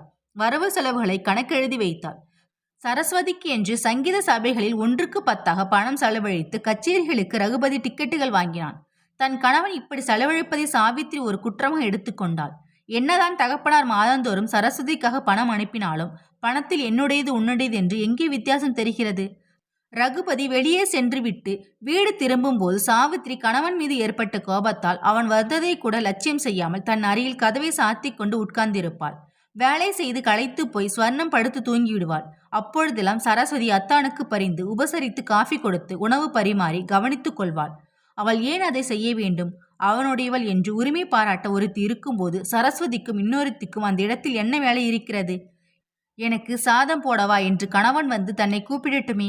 தன்னை காணாவிடில் சரசு என்று அவளை கூப்பிட அவனுக்கு என்ன உரிமை இருக்கிறது என்று சாவித்ரி எண்ணி எண்ணி மனம் வெதும்பினாள். குழந்தை மனம் படைத்த சரஸ்வதிக்கு சாவித்திரியின் போக்கு புரியவில்லை. ஒருவேளை கணவன் மனைவிக்குள் ஏதாவது ஊடலாக இருக்கும். நாம் ஏன் இதில் தலையிட வேண்டும் என்று அவள் என்றும் போல் பழகி வந்தாள். நீலவர்ண பட்டுப்புடவை உடுத்தி இளம் பச்சை ரவிக்கு அணிந்து சாவித்ரி அழகாக தோன்றினாள் ரகுபதிக்கு. சிரித்து பேசும் சமயத்தில் கண்ணீரும் சண்டையும் அவனுக்கு பிடிக்கவில்லை. கீழே தூக்கம் வராமல் சரஸ்வதி வீணையில் சாகனா ராகத்தை வாசித்துக் கொண்டிருந்தாள். சங்கீதத்துக்கு குழந்தையிலிருந்து பெரியவர்கள் வரையில் யாவரையும் மயக்கும் சக்தி உண்டு. சாவித்ரி வீணாகானத்தில் தன்னை மறந்து சிறிது நேரம் கணவனின் மார்பில் சாய்ந்திருந்தாள். ரகுபதி அவளை அன்புடன் பார்த்து, சாவித்ரி, அப்பா அம்மாவை நினைத்து கொண்டு விட்டாயா? ஊருக்கு போக வேண்டும் என்று ஆசை வந்து விட்டதாக்கும் என்று கொஞ்சினான். அதெல்லாம் ஒன்றுமில்லை. முகம் சிவக்க கண்களை மூடிக்கொண்டாள் அவள். கீழே சகானா ராகத்தை முடித்துவிட்டாள் சரஸ்வதி. அடுத்த பாட்டு சந்தர்ப்பத்துக்கு ஏற்றவாறு அமைந்தது. தோண்டீர் புழுவினை போல் வீணையில் ஒலிக்க ஆரம்பித்ததும் ரகுபதி, இதோ பார்த்தாயா, இந்த வீணையின் ஆதத்துக்கு இந்த உலகத்தையே காணிக்கையாக வைத்து விடலாம். அதன் தந்திகளை மீட்டு போது எழும் ஓசைக்கு ஈடு வேறு எதையும் சொல்ல முடியாது. சாவித்ரி, சரஸ்வதியிடம் நீ பாட்டு கற்றுக்கொள்ளலாமே. முன்பு ஒரு தடவை கேட்டாயே, உங்களுக்கு என்ன பிடிக்கும் என்று. எனக்கு பிடித்தது இது ஒன்றுதான். என் மனைவி என் எதிரில் உட்கார்ந்து ஆனந்தமாக பாட வேண்டும். கால நேரம் போவது தெரியாமல் நான் அதை அனுபவிக்க வேண்டும். ரகுபதி உணர்ச்சியுடன் பேசினான். மகுடி ஊதுவதை திடீரென்று நிறுத்தியதும் சீரும் சர்பம் போல் சாவித்ரி விசுக்கென்று அவன் மடியிலிருந்து எழுந்தாள். எனக்கு எல்லாம் தெரியும். கல்யாணத்தின் போதே எனக்கு தெரியுமே. மணிக்கணக்கில் சரஸ்வதியை பாட சொல்லிவிட்டு நேரம் போவது தெரியாமல் உட்கார்ந்திருந்தீர்களே. மறந்து போய்விட்டேன் என்றா பார்த்தீர்கள்? மறக்கவில்லை என்று கோபமும் பரிகாசமும் துணைக்கு கூறிவிட்டு சாவித்ரி அவனிடமிருந்து ஒதுங்கி உட்கார்ந்து கொண்டாள். ரகுபதி பொறுமையை இழக்காமல் சாவித்திரியை பார்த்து, என்னவோ சம்பந்தம் இல்லாமல் பேசுகிறாயே. அயலாரிடம் உன்னை பாட்டு கற்றுக்கொள்ள சொல்லவில்லையே. சரஸ்வதி நம் வீட்டு மனுஷிதானே என்று கேட்டான். உங்கள் சரஸ்வதி எனக்கு ஒன்றும் வாத்தியராக வேண்டாம். அந்த பெருமையெல்லாம் உங்களோடு இருக்கட்டும். எனக்கும் பாட்டும் வேண்டாம், கூத்தும் வேண்டாம். எனக்கு இஷ்டமில்லாத விஷயத்தை வற்புறுத்த வேண்டாம். எனக்கு பிறந்த வீட்டிலேயே என்னை யாரும் எதற்கும் வற்புறுத்த மாட்டார்கள். ஆமாம் என்று படபடவென்று பேசிவிட்டு படுக்கை அறைக்குள் சென்று கட்டிலின் மீது பொத்தென்று உட்கார்ந்து கொண்டாள். வெளியே சென்று வந்த கணவன் சாப்பிட்டானா என்று விசாரிக்க வேண்டும் என்று கூட அவளுக்கு தோன்றவில்லை. ரகுபதி சப்பிட்ட மனதுடன் படுக்கை அறையில் நுழைந்து அன்று வந்த தினசரி ஒன்றை படிப்பதில் முனைந்தான். மேஜை மீது வைக்கப்பட்டிருந்த பால் ஆறி போயிருந்தது. சிறிது நேரம் கணவனையை உற்று பார்த்து கொண்டிருந்த சாவித்ரி கீழே சரஸ்வதி பாட்டை முடித்ததும், அப்பாடா, பாதி ராத்திரி வரைக்கும் பாட்டும் கதையும் து என்று கூறிக்கொண்டு போர்வை இழுத்து போர்த்தி கொண்டு படுத்துவிட்டாள். மனைவி தன்னை இவ்வளவு உதாசீனம் செய்வாள் என்று ரகுபதி எதிர்பார்க்கவில்லை. ஆகவே கோபமும் வெட்கம் நிறைந்த மனதுடன் அவள் அறைக்கு வெளியே வராண்டாவில் யோசித்தபடி குறுக்கும் நெடுக்குமாக உலாவும் போது கீழே சரஸ்வதி மங்கி விளக்கொளியில் படுக்கையை உதறி போட்டுக்கொண்டு படுப்பது தெரிந்தது. சிறிது நேரத்துக்கெல்லாம் அவள் அயர்ந்து தூங்கிவிட்டாள். சலனம் இல்லாத அவள் முகத்தில் புன்னகை மெலிந்து கொண்டிருந்தது. ரகுபதி மகத்தான தவறு செய்துவிட்டான். கை எதிரில் இருந்த கனியை அருந்தாமல் காயை கனிய வைக்கும் விஷத்தை அவன் மேற்கொண்டால் அது எளிதில் நடந்துவிடுகிற காரியமா? ரகுபதி சிலை போல் நின்று அவளையே கண்ணியமைக்காமல் பார்த்தான். பிறகு சாம்பிய மனதுடன் அவன் அறைக்கு திரும்பிய போது சாவித்ரி புஷ் என்று பெருமூச்சு விட்டு கொண்டே அனல் தெரிக்கும் விழிகளால் அவனை பார்த்தாள். அவளை கவனியாதவன் போல் ரகுபதி அறைக்கு வந்து கதவை தாழிட்டு கொண்டு படுக்கையில் படுத்தான். கணவன் மனைக்கு இடையே சாநகலம் இடைவெளி இருந்தாலும் சாவித்ரியும் அவனும் எங்கே ஒருவருக்கொருவர் தொலைவில் இருப்பதாகவே நினைத்தார்கள். நாம் சொல்வதை தான் இவள் கேட்டாள் என்ன என்று அவன் பொறுமை கொண்டே படுத்திருந்தான். போயும் போயும் அவளிடம்தானா பாட்டு கற்றுக்கொள்ள வேண்டும்? பாடு என்றால் பாட வேண்டும், ஆடு என்றால் ஆட வேண்டும், ஓடு என்றால் ஓட வேண்டும், வா என்றால் வர வேண்டும். இந்த புருஷர்களுடைய அதிகாரத்துக்கு அளவில்லையா என்ன? ஸ்திரீகளுக்கு சமமான பாவிக்கிறார்களாம். பேச்சிலேயேதான் எல்லாம் அடிபடுகிறது. வீட்டிலேயே அவனவன் மனைவியை இன்னும் அடிமையாகத்தான் வைத்திருக்கிறான். சாவித்ரி பெருமூச்சு இட்டுக்கொண்டு இவ்விதம் நினைத்தாள். நான் சொல்வதை இவள் உத்தரவாக ஏன் எடுத்துக்கொள்ள வேண்டும்? கணவனின் அன்பு கட்டளை என்று கொள்ளக்கூடாதா? வீட்டிலேயே பாட்டியும் பெற்றோர்களும் இடங்கொடுத்து தலைமையில் ஏற்றிக்கொண்டிருக்கிறார்கள். வந்த இடத்திலும் பணியும் சுபாவம் ஏற்படவில்லை. ஆகட்டும், பார்க்கலாம் என்று தீர்மானித்துக் கொண்டு ரகுபதி தூங்க ஆரம்பித்தான். நிம்மதியாக தூங்கும் சரஸ்வதி ஒரு கனவு கண்டு சிரித்து கொண்டிருந்தாள். அழகிய மலர் மாலை ஒன்றை கையில் ஏந்தி சந்துரு அன்புடன் அவளை நெருங்கி வருவதை உணர்ந்து சரஸ்வதி சிரித்து கொண்டே அவனிடமிருந்து விலகி போகிறாள். சரஸ்வதி, உன்னிடம் ஒரு குறையும் இல்லை. அற்ப விஷயம் அது. நான் அதை பாராட்டுகிறவன் அல்ல. சரஸ்வதி என்று சந்துரு உண்மை ஜுவலிக்கும் பார்வையுடன் அவளிடம் கூறுகிறான். சரஸ்வதி திடுக்கிட்டு விழித்து கொண்டாள். சாவித்ரியை புககத்துக்கு அழைத்து வந்தபோது சந்துரு அவளை தனிமையில் சந்தித்து பேச எவ்வளவோ சந்தர்ப்பங்களை ஏற்படுத்தி கொண்டாலும் சரஸ்வதி அதற்கு இடங்கொடுக்காமல் உறுதியுடன் இருந்தாள். சீதா உன்னை எங்களுடன் அழைத்து வர சொன்னாள் என்று மங்களம் கூப்பிட்ட போது, ஆகட்டும் மாமி, வருகிறேன். சீதாவைத்தான் இங்கே அனுப்பி வையுங்களேன் என்று சிரித்து கொண்டே கூறினாள் சரஸ்வதி. இது என்ன கனவு? கனவில் காண்பதெல்லாம் வாழ்க்கையில் உண்மையாக நடக்குமா? நடந்தாலும் நடக்கலாம், நடக்காமல் போனாலும் போகலாம். அவள் படுக்கை அறைக்கு எதிரில் பூஜை அறை இருந்தது. அன்று அறை கதவு சாத்தப்படாமலேயே திறந்திருந்தது. உள்ளே பூஜையில் மாட்டப்பட்டிருந்த நடராஜின் உருவப்படம் லேசாக தெரிந்தது. காலை தூக்கி நின்றாடும் தெய்வத்தின் கலை அழகை கண்டு ரசித்தாள் சரஸ்வதி. உன்னதமான கலையை தனக்கு அருளி இருக்கும் அவன் தன்னை கேவலம் இந்த உலக இன்பங்களில் சிக்க வைக்க மாட்டான் என்கிற உறுதியும் கூடவே சரஸ்வதி மனதில் உதித்தது.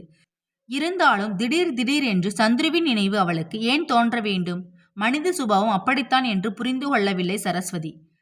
அந்த இரவுக்கு அப்புறம் கணவனும் மனைவியும் பல முறைகள் தனிமையில் சந்தித்திருக்கிறார்கள். ஆனால் மனம் விட்டு பேசவோ அளவாளவோ அவர்களுக்கு முடியவில்லை. கணவனுக்கு உணவு பரிமாறும் போது சாவித்ரி அவன் முகத்தை பார்க்காமல் யாரோ அந்நியனுக்கு படைப்பது போல் களத்தில் பரிமாறிவிட்டு முகத்தை திருப்பிக் கொண்டு வெளியே சென்று விடுவாள். அவன் அவளை நிமிர்ந்து பாராமல் உண்டுவிட்டு போய்விடுவான். ஒரு தினம் தலை வாரிக்கொள்ள சாவித்ரி அழைத்து சீப்பு கேட்டபோது அவன் எதிரில் மேஜை மீது பட்டென்று சீப்பு வெந்து விழுந்தது. இந்த துணிகளை இன்று சோப்பு போட்டு துவைக்க வேண்டும் என்று அவன் தயங்கிக் கொண்டே யாரோ மூன்றாவது மனிதனம் சொல்லுவது போல் கூறிவிட்டு வெளியே போவான். மாலை வீடு திரும்பும் போது ஒவ்வொரு தினம் அவை துவைத்து அழகாக மடித்து வைக்கப்பட்டு இருக்கும். பல நாட்கள் அவை அவன் அறையில் ஒரு மூலையில் கேட்பாரற்று கிடப்பதும் உண்டு. அத்தான், மாடியில் உன் அறை பக்கம் போனேன். துவைப்பதற்கு துணி இருக்கவே துவைத்து மடித்து வைத்தேனே, பார்த்தாயா என்று சரஸ்வதி அவனை கேட்ட பிறகுதான் அவைகளை துவைத்தது யார் என்பதும் அவனுக்கு புரியும். படுக்கை அறையில் மேஜை மீது வைக்கப்பட்டிருந்த புத்தர் சிலை மீது தூசு படிந்து கிடக்கும்.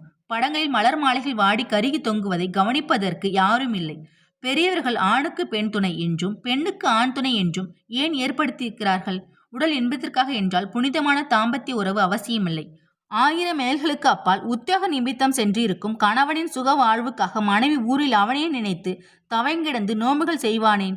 தாம்பத்திய உறவில் உள்ளம் இரண்டும் ஒன்று சேர்ந்து உறவாடுவதுதான் இன்பம். சாவித்ரி தினம் இரவு நேரத்தில் பால் டாம்ளருடன் படுக்கை அறைக்குள் நுழைவாள். நக்கென்று அதை மேஜை மீது வைத்துவிட்டு படுக்கையில் பொத்தென்று சாய்ந்து போர்வை இழுத்து மூடிக்கொண்டு படுத்து விடுவாள். ரகுபதி ஒரு சங்கீத பித்தன். இரவில் நகரத்தில் சங்கீத கச்சேரி கேட்டுவிட்டு வீடு திரும்பும் போது பொழுதாகிவிடும். வீடு திரும்பும் போது கணவனை மலர்ந்த முகத்துடன் சாவித்ரி வரவேற்க மாட்டாள். கூடத்தில் அயர்ந்து தூங்கிக் கொண்டிருக்கும் ஸ்வர்ணத்தை எழுப்புவதற்கு ரகுபதிக்கு மனம் வராது. சரஸ்வதி கூப்பிட இனி அவள் யார், அவன் யார்? தளர்ந்த மனத்துடன் ரகுபதி மாடிக்கு போய் சாவித்திரி அழைக்க வேண்டும் என்கிற எண்ணத்துடன் படிகளில் ஏறும்போது தடதடவென்று சாவித்திரி மாடி படிகளில் இறங்கி வேகமாக அவனை தாண்டி செல்வாள். அப்பொழுது ஒரு ஸ்திரீக்கு அகங்காரமும் கோபமும் ஏற்படும் போது உண்டாகும் வேகம் ஒரு அணுகுண்டுக்கு கூட இருக்காது என்று சொல்லலாம். அடுத்தாற்போல சமையலறை கதவை பட்டென்று திறந்து சாப்பிடும் தட்டை நக்கென்று ஓசையுடன் வைத்துவிட்டு உருமும் பெண் புலியைப் போல் காத்து நிற்பாள் சாவித்ரி. உங்களுக்கு சாதம் போடும் வேலை ஒரு கடன் என்று சொல்லுகிற மாதிரி இருக்கும் அவள் செய்கைகள் எல்லாம். குமுறும் எண்களை வார்த்தைகளில் கொட்டி தீர்த்து விட்டாலும் பரவாயில்லையே. எண்ணங்கள் மனதில் குமுற குமுற எழப்போகும் ஆனால் விபரீதமாக அன்றோ இருக்கும். குமுறும் எரிமலையை எவ்வளவு காலம்தான் அடக்கி வைக்க முடியும்? ரகுபதி சாப்பிட்டு முடித்தவுடன் குடிப்பதற்கு ஜலம் தேவை என்று டம்ளரை சற்று நகர்த்தி வைப்பான். அதை கவனியாதவள் போல் சாவித்ரி விர் என்று மாடிப்படியில் ஏறி அறைக்குள் சென்று விடுவாள். வேதனையும் கோபமும் நிறைந்த மனதுடன் ரகுபதி அறைக்குள் சென்று ஏதாவது புஸ்தகத்தை எடுத்து வைத்துக் கொண்டு படிக்க ஆரம்பித்து விடுவான். இப்படியே மேலும் 2 மாதங்கள் சென்றன. இவ்வாழ்க்கை ஆரம்பமானவுடன் பாலில் சொட்டு புளி விழுந்தது போல் கணவன் மனைவி இருவருக்கும் இடையே எழுந்த மனஸ்தாபம் சிறிது சிறிதாக நாளடைவில் வளர்ந்துவிட்டது. கணவனுக்காக பிடிவாத குணமுடைய சாவித்ரி தன் போக்கை மாற்றிக்கொள்ளவும் தயாராக இல்லை. மனைவி தன் கொள்கைக்கு இணங்கி வரும்படி வற்புறுத்த வேண்டாம் என்கிற பிடிவாதத்தையும் ரகுபதி தளர்த்தவில்லை. இவர்கள் இருவருடைய மனஸ்தாபத்துக்கும் இடையில் சரஸ்வதி மிகவும் குழப்பம் அடைந்திருந்தாள். வலுவில் அவளாகவே சென்று சாவித்திரியுடன் பேசினாலும் முகத்தை திருப்பிக் கொண்டு சாவித்ரி போய்விடுவாள். ஒரு தவறும் செய்யாத தன்னிடம் சாவித்திரிக்கு என்ன கோபம் ஏற்பட்டிருக்கும் என்பது சரஸ்வதிக்கு பல நாட்கள் வரையில் புரியவே இல்லை. நாளாக நாளாக சாவித்திரியின் கோபம் தன் மீது மட்டும் ஏற்பட்டிருக்கவில்லை, அது தன் அத்தான் மீதும் பாயத் தொடங்கியிருக்கிறது என்பதையும் ஓரளவு சரஸ்வதி ஊகித்துக் கொண்டாள். நிலவு பொழியும் இரவுகளை இளம் மனைவியை படைத்திருக்கும் அத்தான் ரகுபதி திறந்த வெளியில் சாய்வு நாற்காலில் தனியாக கழிப்பானேன் என்று தன் மனதியை கேட்டு பார்ப்பாள் சரஸ்வதி. அவளுக்கு அதற்கும் இடை புரியவில்லை. ஆகவே ஒரு தினம் சரஸ்வதி கூடத்து ஊஞ்சலில் உட்கார்ந்து கீதையை படிக்கும் தன் அத்தை சர்ணத்திடம் சென்று நெருங்கி உட்கார்ந்து கொண்டு அத்தை என்று மெதுவாக கூப்பிட்டாள். இதுவரையில் கண்ணனின் உபதேச மொழிகளில் மனதை லைக்கவிட்டிருந்த ஸ்வர்ணம் திடுக்கிட்டு திரும்பி பார்த்து, நீ இங்கேயா அம்மாள் இருக்கிறாய்? மாடியில் சாவித்திரியுடன் இருப்பதாக வல்லவன் நினைத்து கொண்டிருந்தேன் என்று வியப்புடன் கூறினாள். சாவித்ரி தூங்குகிறாள் அத்தை, அவளை தொந்தரவு செய்ய வேண்டாம் என்றுதான் இங்கு வந்தேன் என்றாள் சரஸ்வதி. அவள் குரலில் ஏமாற்றமும் ஏக்கமும் நிரம்பியிருந்தன. ஸ்வர்ணம் மெதுவாக சிரித்துக்கொண்டே, உனக்கு மத்தியான வேளையில் தூக்கமே வராதே, எதையாவது கொடைன்னு குடைந்து கொண்டே இருப்பாயே குழந்தையிலிருந்து. ஒரு தரம் உங்க அம்மா இருக்கும்போது என்று சுவாதீனமாக பழைய கதை ஒன்றை ஆரம்பித்தாள். என்று சரஸ்வதி வெகு சுவாதீனமாக அத்தையின் வாயை பொத்தி குறும்புத்தனமாக சிரித்து கொண்டே, அம்மா இருக்கும்போது நான் செய்த விஷமங்களை கேட்டு கேட்டு காது புளித்து போய்விட்டது. அதெல்லாம் பழைய விஷயங்கள். புது விஷயமாக ஒன்று சொல்லப் போகிறேன் என்றாள் சரஸ்வதி. சொல்லேன், அதற்கு இவ்வளவு பீடிகை வேண்டுமா என்ன என்று கேட்டாள் ஸ்வர்ணம். சரஸ்வதியின் முகத்தில் சிறிது முன்பு நிலவிய குறும்பும் சிரிப்பும் குறுகுறுப்பும் திடீரென்று மறைந்தன. நிலத்தை காலால் கீறிக்கொண்டே தரையை சிறிது நேரம் பார்த்து கொண்டு உட்கார்ந்திருந்தாள். பிறகு நீர் நிறைந்த கண்களுடன் அத்தை ஸ்வர்ணத்தை ஏறிட்டு பார்த்து, அத்தை, என் அப்பாவிடம் அனுப்பிவிடு, நான் அவருடனேயே இனிமேல் இருந்து விடுகிறேன் என்றாள், பொங்கி வரும் துயரத்தை அடக்கிக் கொண்டு. ஸ்வர்ணத்தின் கையில் இருப்பது கீதையானாலும் அவள் இதுவரையில் கண்ணனின் உபதேச மொழிகளில் மனதை இலக்கி விட்டிருந்தாலும் அவள் ஒரு சாதாரண அஞ்ஞானம் நிரம்பிய பெண்மணி என்பதை அவள் வேதனை படரும் முகம் தெள்ளலாக காட்டியது. என்னை அப்பாவிடம் அனுப்பிவிடு என்னும் வார்த்தைகள் அவள் மனதில் வேல் போல் பாய்ந்தன. அளவுக்கு மீறிய துயரத்துடன் சரஸ்வதியின் முகவாயை தன் கையால் பற்றி கொண்டு, ஏன் அம்மா சரசு என்று கேட்டாள் ஸ்வர்ணம். கையில் தாங்கியிருக்கும் சரஸ்வதியின் முகத்தில் பல வருஷங்களுக்கு முன்பு இறந்து போன தன் மதனியின் பரிதாபமான முகம் தோன்றி மறைவது போல் இருந்தது ஸ்வர்ணத்துக்கு.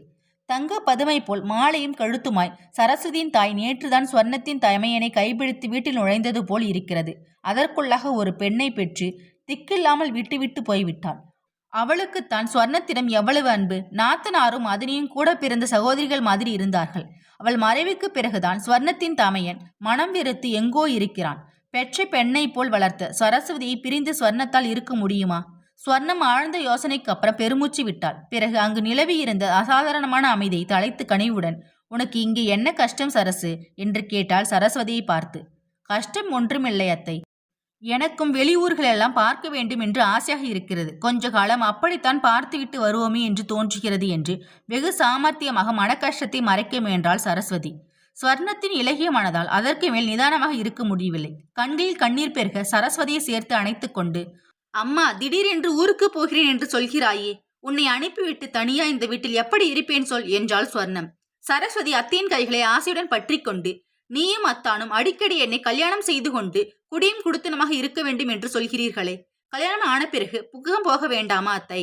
இதற்கே இப்படி பிரமாதப்படுத்துகிறாயே நீ என்று கண்ணை சிமிட்டி குறும்புத்தனமாக பார்த்து கொண்டே அத்தையை கேட்டாள். அசட்டு பெண்ணே, அதற்கும் இதற்கும் என்ன சம்பந்தம் என்று திகைப்புடன் தன்னை பார்க்கும் அத்தையிடம் சரஸ்வதி ரகசியம் பேசும் குரலில், என்னால் அத்தானுக்கும் சாவித்திரிக்கும் ஏதாவது சச்சரவு வந்துவிடும். நான் நன்றாக பாடுகிறேன் என்று சாவித்திரிக்கு பொறாமை போலிருக்கிறது. அதனால் அவர்கள் ஒருவருக்கொருவர் மனஸ்தாபப்படுகிறார்கள் என்று நினைக்கிறேன். அவர்கள் சந்தோஷமாக இல்லாவிட்டால் உன் மனம் நிம்மதியாக இருக்குமா அத்தை என்று கேட்டாள். ஸ்வர்ணத்துக்கு எல்லாம் விளங்கிற்று. சரஸ்வதி அந்த வீட்டில் இருப்பதனால் சாவித்திரியும் ரகுபதி மனஸ்தாபப்படுகிறார்களா? இது என்ன விந்தை! கபடமற்ற இந்த பேதை பெண்ணை பார்த்து சாவித்திரிக்கு இரக்கம் தோன்றாமல் பொறாமை ஏற்பட்டிருப்பதும் ஆச்சரியம்தான். ஸ்வர்ணம் கண்ணீர் பெருக செயலிழந்து உட்கார்ந்திருந்தாள். அத்தியின் தோளில் முகத்தை கவிழ்த்து கொண்டு சரஸ்வதி கண்ணீருகுந்தாள். வானவெளியில் மனம் போனபடி ஆடி பாடி பறந்து செல்லும் வானம்பாடியை பிடித்து யாரோ கூட்டில் அடைத்து செய்யுளும் இலக்கணமும் கற்றுக் கொடுக்கும் கட்டுப்பாடான நிலையை அடைந்து சரஸ்வதியின் மனம் வேதனையுற்றது. ஒருவருக்காக அவள் தன் சங்கீத கலையை யோசிக்காமல் விட்டுவிடவும் மனம் ஒப்பவில்லை. அடுத்த நாள் வெள்ளிக்கிழமை பூஜை அறையில் வழக்கம் போல் சுடர்விளக்கு ஏற்றிய பிறகு சரஸ்வதி வீணை வாசிக்க உட்கார்ந்தாள். 2 மாதங்களுக்கு மேலாக தொடாமல் கிடந்த வீணை ட்ரிங் என்ற நாதத்துடன் ரிங்காரம் செய்ய ஆரம்பித்தது. அத்துடன் ஸ்வர்ணம் அன்று காலையில் சரஸ்வதியை பார்த்து, அம்மா சரசு, சங்கீதம் என்பது சாமானிய வித்தை அல்ல. தெய்வ கடாட்சியத்தால் சித்திக்கும் அபூர்வ கலை அது. அத்தெய்வீக கலையை ஒருத்தருக்காக உதாசீனம் செய்வது நல்லதில்லை. நீ வீணையை தொட்டு மாத கணக்கில் ஆகிறதே. சாயங்காலம் விளக்கேற்றிய பிறகு 2 பாட்டாவது வாசி கேட்கலாம் என்று கூறினாள். வாஸ்தவன்தான். சாவித்திரிக்கு பிடிக்காவிட்டால் தனக்கு தெரிந்த கலையை உதாசீனம் செய்வானேன் என்று எண்ணமிட்டாள் சரஸ்வதி. ஆகவே அன்று மாலை தூசு படிந்து கிடந்த வீணையை துடைத்து எடுத்து வைத்துக் கொண்டு சுருதி சேர்க்க ஆரம்பித்தாள் சரஸ்வதி. சாவித்திரியும் ஸ்வர்ணமும் அருகில் உட்கார்ந்திருந்தார்கள். படங்களுக்கு போட்டிருந்த மல்லிகை மாலையின் மனமும் ஊதுவர்த்தியின் சுகந்தமும் சேர்ந்து அந்த இடத்தில் ஒரு தெய்வீக கலையை ஏற்படுத்தின. நீர் ஊற்று போல் கிளம்பும் நாத வெள்ளம் எல்லோரையும் மெய்மறக்க செய்தது. காம்போதி ராகத்தை விஸ்தாரமாக ஆலாபானம் செய்து தானம் வாசித்த பிறகு ஸ்ரீ சுப்பிரமணிய நமஸ்தே என்கிற கிருதியை சரஸ்வதி வீணையில் வாசித்து மதுரமான குரலில் பாடினாள். இதுவரையில் அவள் பாட்டிலேயே லயித்து போய் உட்கார்ந்திருந்த ஸ்வர்ணம், சரசு, உன் அத்தான் இன்றி இந்த பாட்டை கேட்க இங்கே இல்லையே. நேற்று கூட ஏனம்மா சரஸ்வதி இப்பொழுதெல்லாம் பாடுகிறதே இல்லையே என்று என்னிடம் கேட்டான் என்றாள். புன்னகை ததுமும் முகத்துடன் சரஸ்வதி பாட்டை முடித்துவிட்டு வேறு நீர்த்தனம் தன்றை ஆரம்பித்தாள். ஸ்வர்ணம் ஆசையுடன் நாட்டு பெண்ணின் பக்கம் திரும்பி, சாவித்ரி, உன்னை பாட சொல்லி கேட்க வேண்டும் என்று எனக்கு ரொம்ப நாட்களாக எண்ணம். எல்லோரும் சங்கீதத்தை முறைப்படி கற்காவிட்டாலும் சாதாரணமாக 4 பாட்டுகள் பாட தெரிந்து கொண்டே இருப்பார்கள். எனக்கும் கூட பாடத் தெரியும். மார்கழி மாதத்தில் விடியற்காலம் ஸ்நானம் செய்துவிட்டு மாயனை மண்ணுவட மதுரை வைத்தனை என்று எதையாவது பாடிக்கொண்டே வீட்டு வேலைகள் செய்வேன். புளியையும் உப்பையும் போட்டு சமைத்து சமைத்து அழுத்துப்போன மனசுக்கு எதையாவது பாடிக்கொண்டே வேலை செய்தால் கொஞ்சம் ஆறதாக இருக்கும் மாதிரி தோன்றும். ஆறாரோ ஆறீராரோ என்று தாலாட்டு பாடுகிறோம். ராகமும் தாளமும் தெரிந்து வைத்து கொண்டா பாடுகிறோம். குழந்தை அந்த பாட்டை கேட்டு தூங்கவில்லையா? சரசு பாடி முடித்ததும் உனக்கு தெரிந்து ஏதாவது பாடு பார்க்கலாம். ரகுபதியும் ஒரு சங்கீத பைத்தியம் என்றாள். சாவித்திரியின் முகத்தில் சொல்ல முடியாத துக்கமும் பொறாமையும் நிரம்பியிருந்தன. சாவித்ரி தன் பிள்ளையின் மனமறிந்து நடந்து கொள்ள வேண்டும் என்று ஸ்வர்ணம் விரும்பியதில் ஆச்சரியம் ஒன்றுமில்லை. சர்ணத்துக்கு சாவித்ரி பதில் எதுவும் கூறாமல் தலையை குனிந்து தரையில் விரலால் கீறிக்கொண்டிருந்தாள். இதற்குள்ளாக வெளியே சென்றிருந்த ரகுபதி அழகிய வீணையுடன் சரஸ்வதி பாடும் இடத்துக்கு வந்து வீணையை படத்தருகில் வைத்துவிட்டு சரஸ்வதியின் எதிரில் உட்கார்ந்தான். சிறிது நேரம் அங்கு ஒருவரும் பேசவில்லை. பாட்டு முடிந்ததும் ஸ்வர்ணம் ரகுபதியை பார்த்து, ரகு, சரசு ஏன் பாடுகிறதில்லை என்று கேட்டாயே? அவள் பாடும்போது நீ இல்லையே என்று நினைத்து கொண்டேன். சமயத்தில் வந்துவிட்டா என்று அன்புடன் கூறினாள். சரஸ்வதி தன்னுடைய வீணையை உரைக்குள் போட்டு மூடிவிட்டு புது வீணையை சுருதி சேர்ப்பதற்கு அதை கையில் எடுத்து பார்த்து கொண்டிருந்தாள். தனக்கும் அந்த வீட்டில் நடக்கும் விஷயங்களுக்கும் எந்தவித சம்பந்தமும் இல்லை போல் பாவித்திருக்கும் சாவித்ரி வீணையை பார்த்து கொண்டிருந்த சரஸ்வதியின் பக்கம் திரும்பி அவளை வெட்டுவது போல் ஒரு பார்வை பார்த்துவிட்டு மறுபடியும் நிலத்தில் கோலமிட ஆரம்பித்தாள். யாராவது ஒருவர் இந்த வீணை எதற்கு வாங்கினா என்று கேட்பார்கள் என்று ரகுபதி எதிர்பார்த்து ஏமாற்றம் அடைந்தான். அந்த வீணை எதற்காக, யாருக்காக வாங்கப்பட்டது என்கிறதை அவனாகவே சொல்லித்தான் ஆக வேண்டும் என்கிற நிலைமை ஏற்பட்டவுடன் ரகுபதி தன் தாயை பார்த்து, அம்மா, இன்று நல்ல நாளாக இருப்பதால் டவுனுக்கு போய் இந்த வீணையை வாங்கி வந்தேன். சாவித்திரிக்கு இருக்கட்டும் என்று. வெள்ளிக்கிழமையாகவும் இருக்கிறது. இன்றே பாடமும் ஆரம்பிக்கலாம். என்ன சரசு என்று சரஸ்வதி பார்த்து கேட்டுவிட்டு தன் மனைவியை நோக்கி புன்னகை புரிந்தான். சாவித்ரி கோபம் பொங்கும் முகத்துடன் கணவனை துருதுருவென்று விழித்து பார்த்துவிட்டு அசற்றையுடன் முகத்தை திருப்பிக் கொண்டு பதில் எதுவும் கூறாமல் உட்கார்ந்திருந்தாள். கையில் வைத்திருந்த வீணையை கீழே வைத்துவிட்டு சரஸ்வதி நிதானமாக, இன்றைக்கே என்ன அவசரமாத்தான், ஆகட்டுமே, இன்னொரு நாள் ஆரம்பித்தால் போகிறது என்றாள். அவசரம் ஒன்றுமில்லை. நாள் நன்றாக அமைந்திருக்கிறது. நான் கேட்பதற்கு முன்பே கடைக்காரர்களும் புதுசாக வீணை தஞ்சாவூரிலிருந்து வந்திருக்கிறது சார், வேண்டுமானால் எடுத்து போங்கள் என்று கையில் கொடுத்தார்கள் என்று கூறிவிட்டு தன் வார்த்தைகளுக்கு மதிப்பு கொடுக்காமல் உட்கார்ந்திருக்கும் மனைவியின் முகத்தை மறுபடியும் பார்த்தான் ரகுபதி. ஏதோ அலுவலாக சற்று முன் சமையலறைக்கு சென்று காய்ச்சி பாலை இருவனுக்கு படைப்பதற்காக எடுத்து வந்த ஸ்வர்ணம் மகன் கூறுவதை கேட்டுவிட்டு, அவன் இஷ்டப்படித்தான் இன்றைக்கு பாட்டு ஆரம்பியேன், இதற்கு போய் இவ்வளவு தர்க்கம் வேண்டியதில்லையே, யாராவது ஒருத்தர் தாழ்ந்து போய்விட்டால் ஆயிற்று என்று கூறிவிட்டு பாலை கீழே வைத்துவிட்டு உட்கார்ந்தாள். இதுவரையில் பேசாமல் ஏதோ முழுங்கிவிட்டது போல் உட்கார்ந்திருந்த சாவித்ரி சரேல் என்று எழுந்து, எனக்கு இதிலெல்லாம் அவ்வளவு பிடித்தமில்லை என்று முன்னாடியே சொல்லியிருக்கிறேனே, வெறுமனே இதென்ன வீண் தொந்தரவு என்று கூறி அறையை விட்டு போக எத்தனித்தாள். ஸ்வர்ணத்துக்கு கோபம் வந்தது. நாட்டு பெண்ணை பார்த்து அதட்டும் குரலில், நீ செய்கிறதும் பேசுகிறதும் நன்றாகவே இல்லை சாவித்ரி. அவன் இஷ்டப்படித்தான் கேட்டு வையேன், இதிலே என்ன குறைந்துவிடப் போகிறாய்? அவன் கிழக்கே பார்க்க சொன்னால் நீ மேற்கே பார்த்து கொண்டு நிற்கிறாயே, சுத்தமாக நன்றாக இல்லையே நீ செய்கிறது என்றாள் ஸ்வர்ணம். ஆமாம், நன்றாகத்தான் இல்லை, அதுவும் என்னுடைய இஷ்டம் என்று வெடுக்கென்று கூறிவிட்டு திடுதிடுவென்று படுத்துக்கொண்டு கண்ணீர் பெறினாள் சாவித்ரி. மாடிக்கு செல்லும் மனைவியை சற்றும் கண்டுகொள்ளாமல் பார்த்து கொண்டு உட்கார்ந்திருந்த ரகுபதி கோபத்துடன் மனைவியை சாவித்ரி சாவித்ரி என்று இறைந்து கூப்பிட்டான். சரஸ்வதி பயந்து போய் முகம் விழுக்க ரகுபதியின் முகத்தையே பார்த்து கொண்டு நின்றாள். அவன் கூப்பிட்டதற்கு மாடியிலிருந்து பதில் ஒன்றும் வராமற் போகவே திடுதிடுவென்று மாடிப்படியில் ஏறினான் ரகுபதி. அவன் பின்னால் சென்ற சரஸ்வதியும் ஸ்வர்ணமும் சாவித்ரியை பார்த்துவிட்டு ஒரு கணம் திகைத்து நின்றார்கள். பிறகு ஸ்வர்ணம் பொங்கி எழும் கோபத்தை அடக்கிக் கொண்டு, நன்றாக இருக்கிறது சாவித்ரி, வெள்ளிக்கிழமை அதுவாக என்றாள். சாவித்ரி, இது என்னவா இப்படி அழுகிறாய், எழுந்திரு என்று அவள் கரங்களை அன்புடன் பற்றினாள் சரஸ்வதி. சாவித்ரி கண்ணீர் வழி முகத்துடன் கணவனை திரும்பி பார்த்தாள். பிறகு ஆத்திரம் தொனிக்க, என் பிறந்த வீட்டில் கூட என்னை யாரும் வற்புறுத்த மாட்டார்கள் இங்கே என்று மேலும் கூறாமல் தேம்பி தேம்பி அழுதாள். ரகுபதிக்கு சற்று தணிந்திருந்த கோபம் பீரிட்டு எழுந்தது. இங்கே உன்னை வானில் போட்டு வதக்கி தாளத்தில் எடுத்து வைக்கிறார்கள், நீ பிறந்த வீட்டில் சுதந்திரமாக வளர்ந்த லட்சணம்தான் இப்போது தெரிகிறதே என்று கேலியும் ஆத்திரமும் கலந்த குரலில் கூறினான் ரகுபதி. என்ன தெரிகிறதாம் என்று கணவனை பதில் கேள்வி கேட்டுவிட்டு மடக்கிவிட்டதாக நினைத்து நிமிர்ந்து உட்கார்ந்து கொண்டாள் சாவித்ரி. உன் லட்சணம், உன் பிடிவாதம், வேறு என்ன கிடைக்கிறது தெரிகிறதற்கு என்று ஆவேசியுடன் கூறிவிட்டு பொறுமை இழந்தவனாக ரகுபதி கீழே உட்கார்ந்திருந்த மனைவின் கன்னத்தில் பரீரென்று அறைந்தான். அடுத்த வினாடி அவன் தன் தவறை உணர்ந்து கொண்டான். இதுவரையில் பெற்ற தாயின் மனம் நோகும்படி ரகுபதி பேசி அறிய மாட்டான். உடன் பிறந்தவளைப் போல் அவனுடன் ஒன்றாக வளர்ந்து வரும் சரஸ்வதியின் கண்களில் கண்ணீரை கண்டால் அவன் நெஞ்சு உருகிவிடும். பெண்களை மலரை போல் மேன்மையாக நடத்த வேண்டும் என்னும் கொள்கையை உணர்ந்தவன் தன்னுடைய அருமை மனைவியை தொட்டு அடிப்பதற்கு மனம் வருமா? கைத்தீண்டி அடிக்கும்படியான நீச மனோபாவம் தனக்கு ஏன் ஏற்பட்டது என்பதை ரகுபதியால் உணர முடியவில்லை.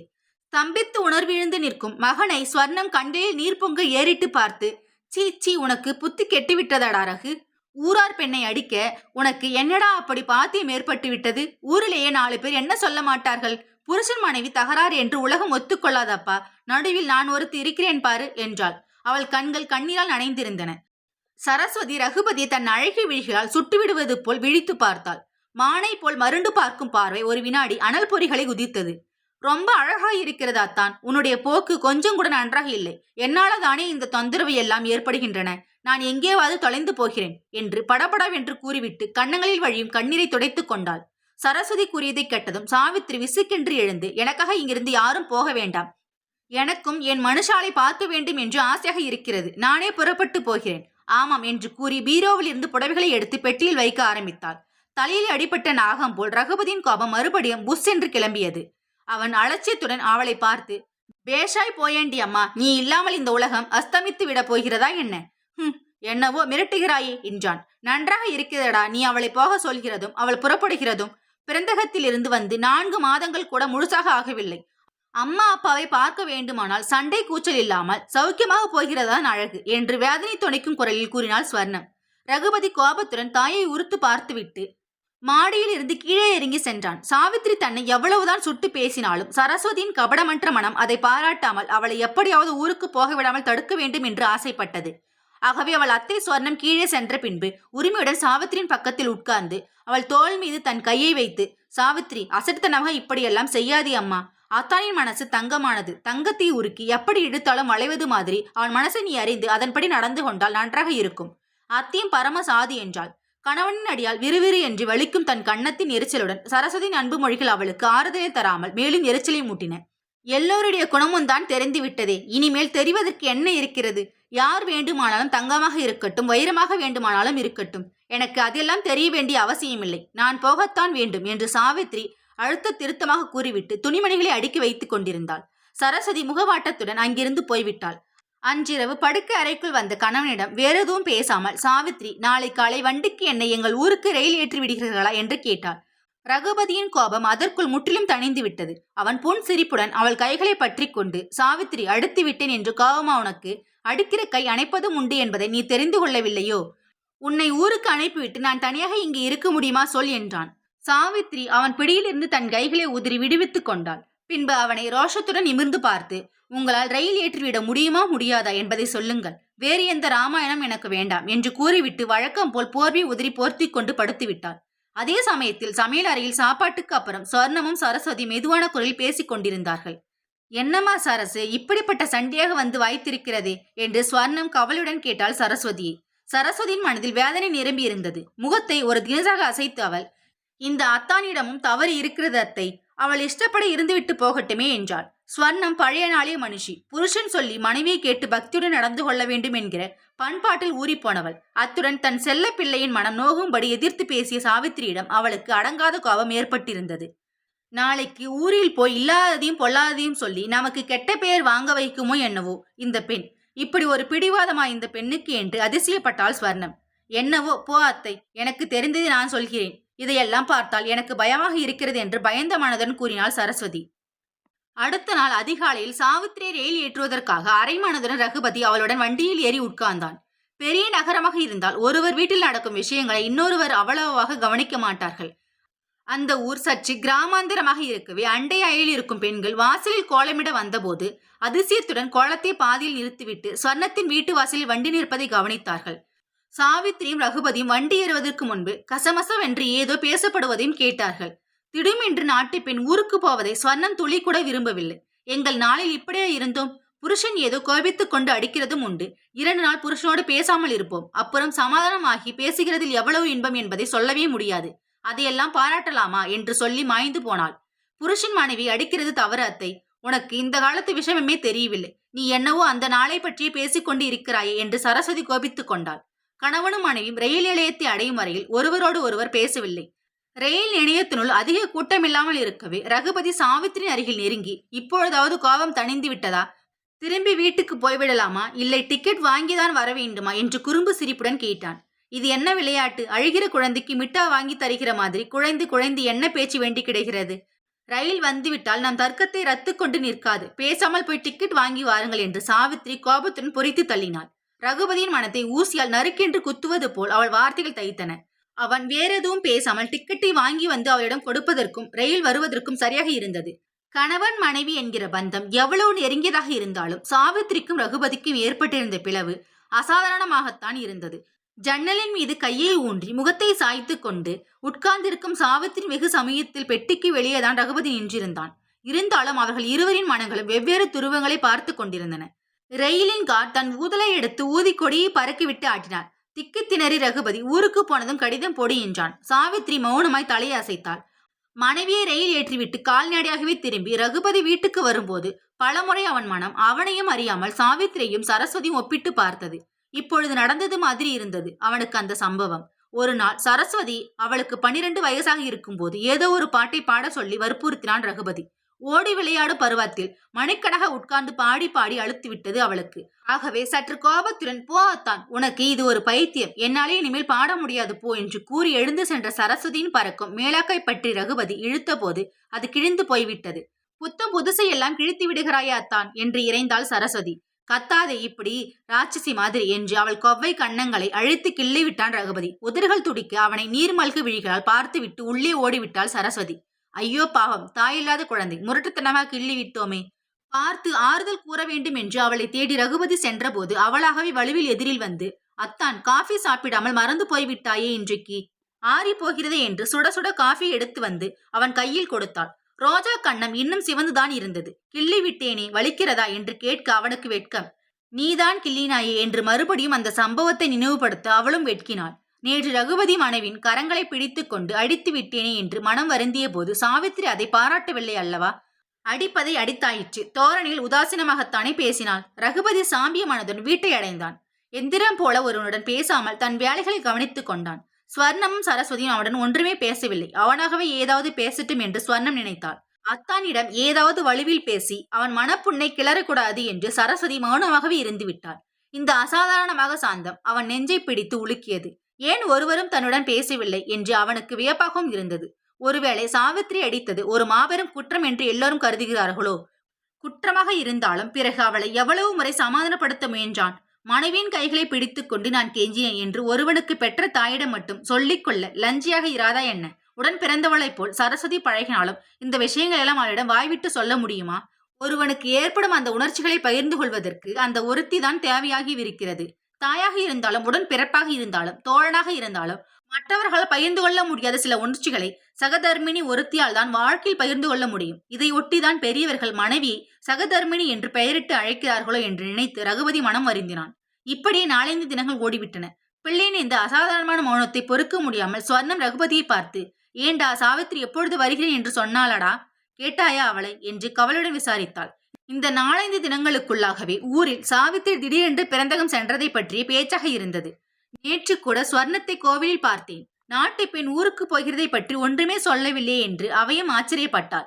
வர வர ஸ்வர்ணம் முன்னை போல் இல்லையடி, எந்த விஷயத்தையும் பூட்டி பூட்டி வைத்துக் கொள்கிறாளே பத்திரமாக என்று பாகிரதி அம்மாமி முகத்தை தோளில் இடித்துக்கொண்டு அவையும் கூறியதை அப்படியே ஆமோதித்தாள். இப்படி கோவிலிலும் குளக்கரையிலும் நடுக்கூடங்களிலும் ஸ்திரீ ரத்தினங்கள் பேசுவதை அரைகுறியாக கேட்ட ஸ்வர்ணம் மனக்கஷ்டம் தாங்காமல் பிள்ளையை மேற்கூறிய விதம் விசாரித்தாள். எப்படி போனாலோ அப்படி வந்து சேருகிறாள். இங்கே யாராவது அவளை போக சொன்னோமா என்ன என்று தாயின் மீது சீறி விழுந்தான் ரகுபதி. அவள்தான் முரடாக இருக்கிறாள் என்றால் நீயாவது தணிந்து போக மாட்டாயா அப்பா? ஒவ்வொருத்தர் ஒவ்வொரு மூலையை பார்த்து கொண்டு நின்றால் நன்றாக இருக்குமா என்றாள் ஸ்வர்ணம். அதற்கு பதில் எதுவும் கூறாமல் எழுந்து சென்ற ரகுபதியை மாடிப்படியில் சந்தித்த சரஸ்வதி கனிவுடன், அத்தான் சாவித்திரியிடமிருந்து ஊர் போய் சேர்ந்ததை பற்றி கடிதம் ஏதாவது வந்ததா என்று கேட்டாள். வெறுமணி அதை பற்றி பேசி பேசி என் மனதை ஏன் எல்லோரும் நாக அடிக்கிறீர்கள் சரஸ் என்று பரிதாபமாக கூறிவிட்டு மேலே விரைந்து சென்று விட்டான் ரகுபதி.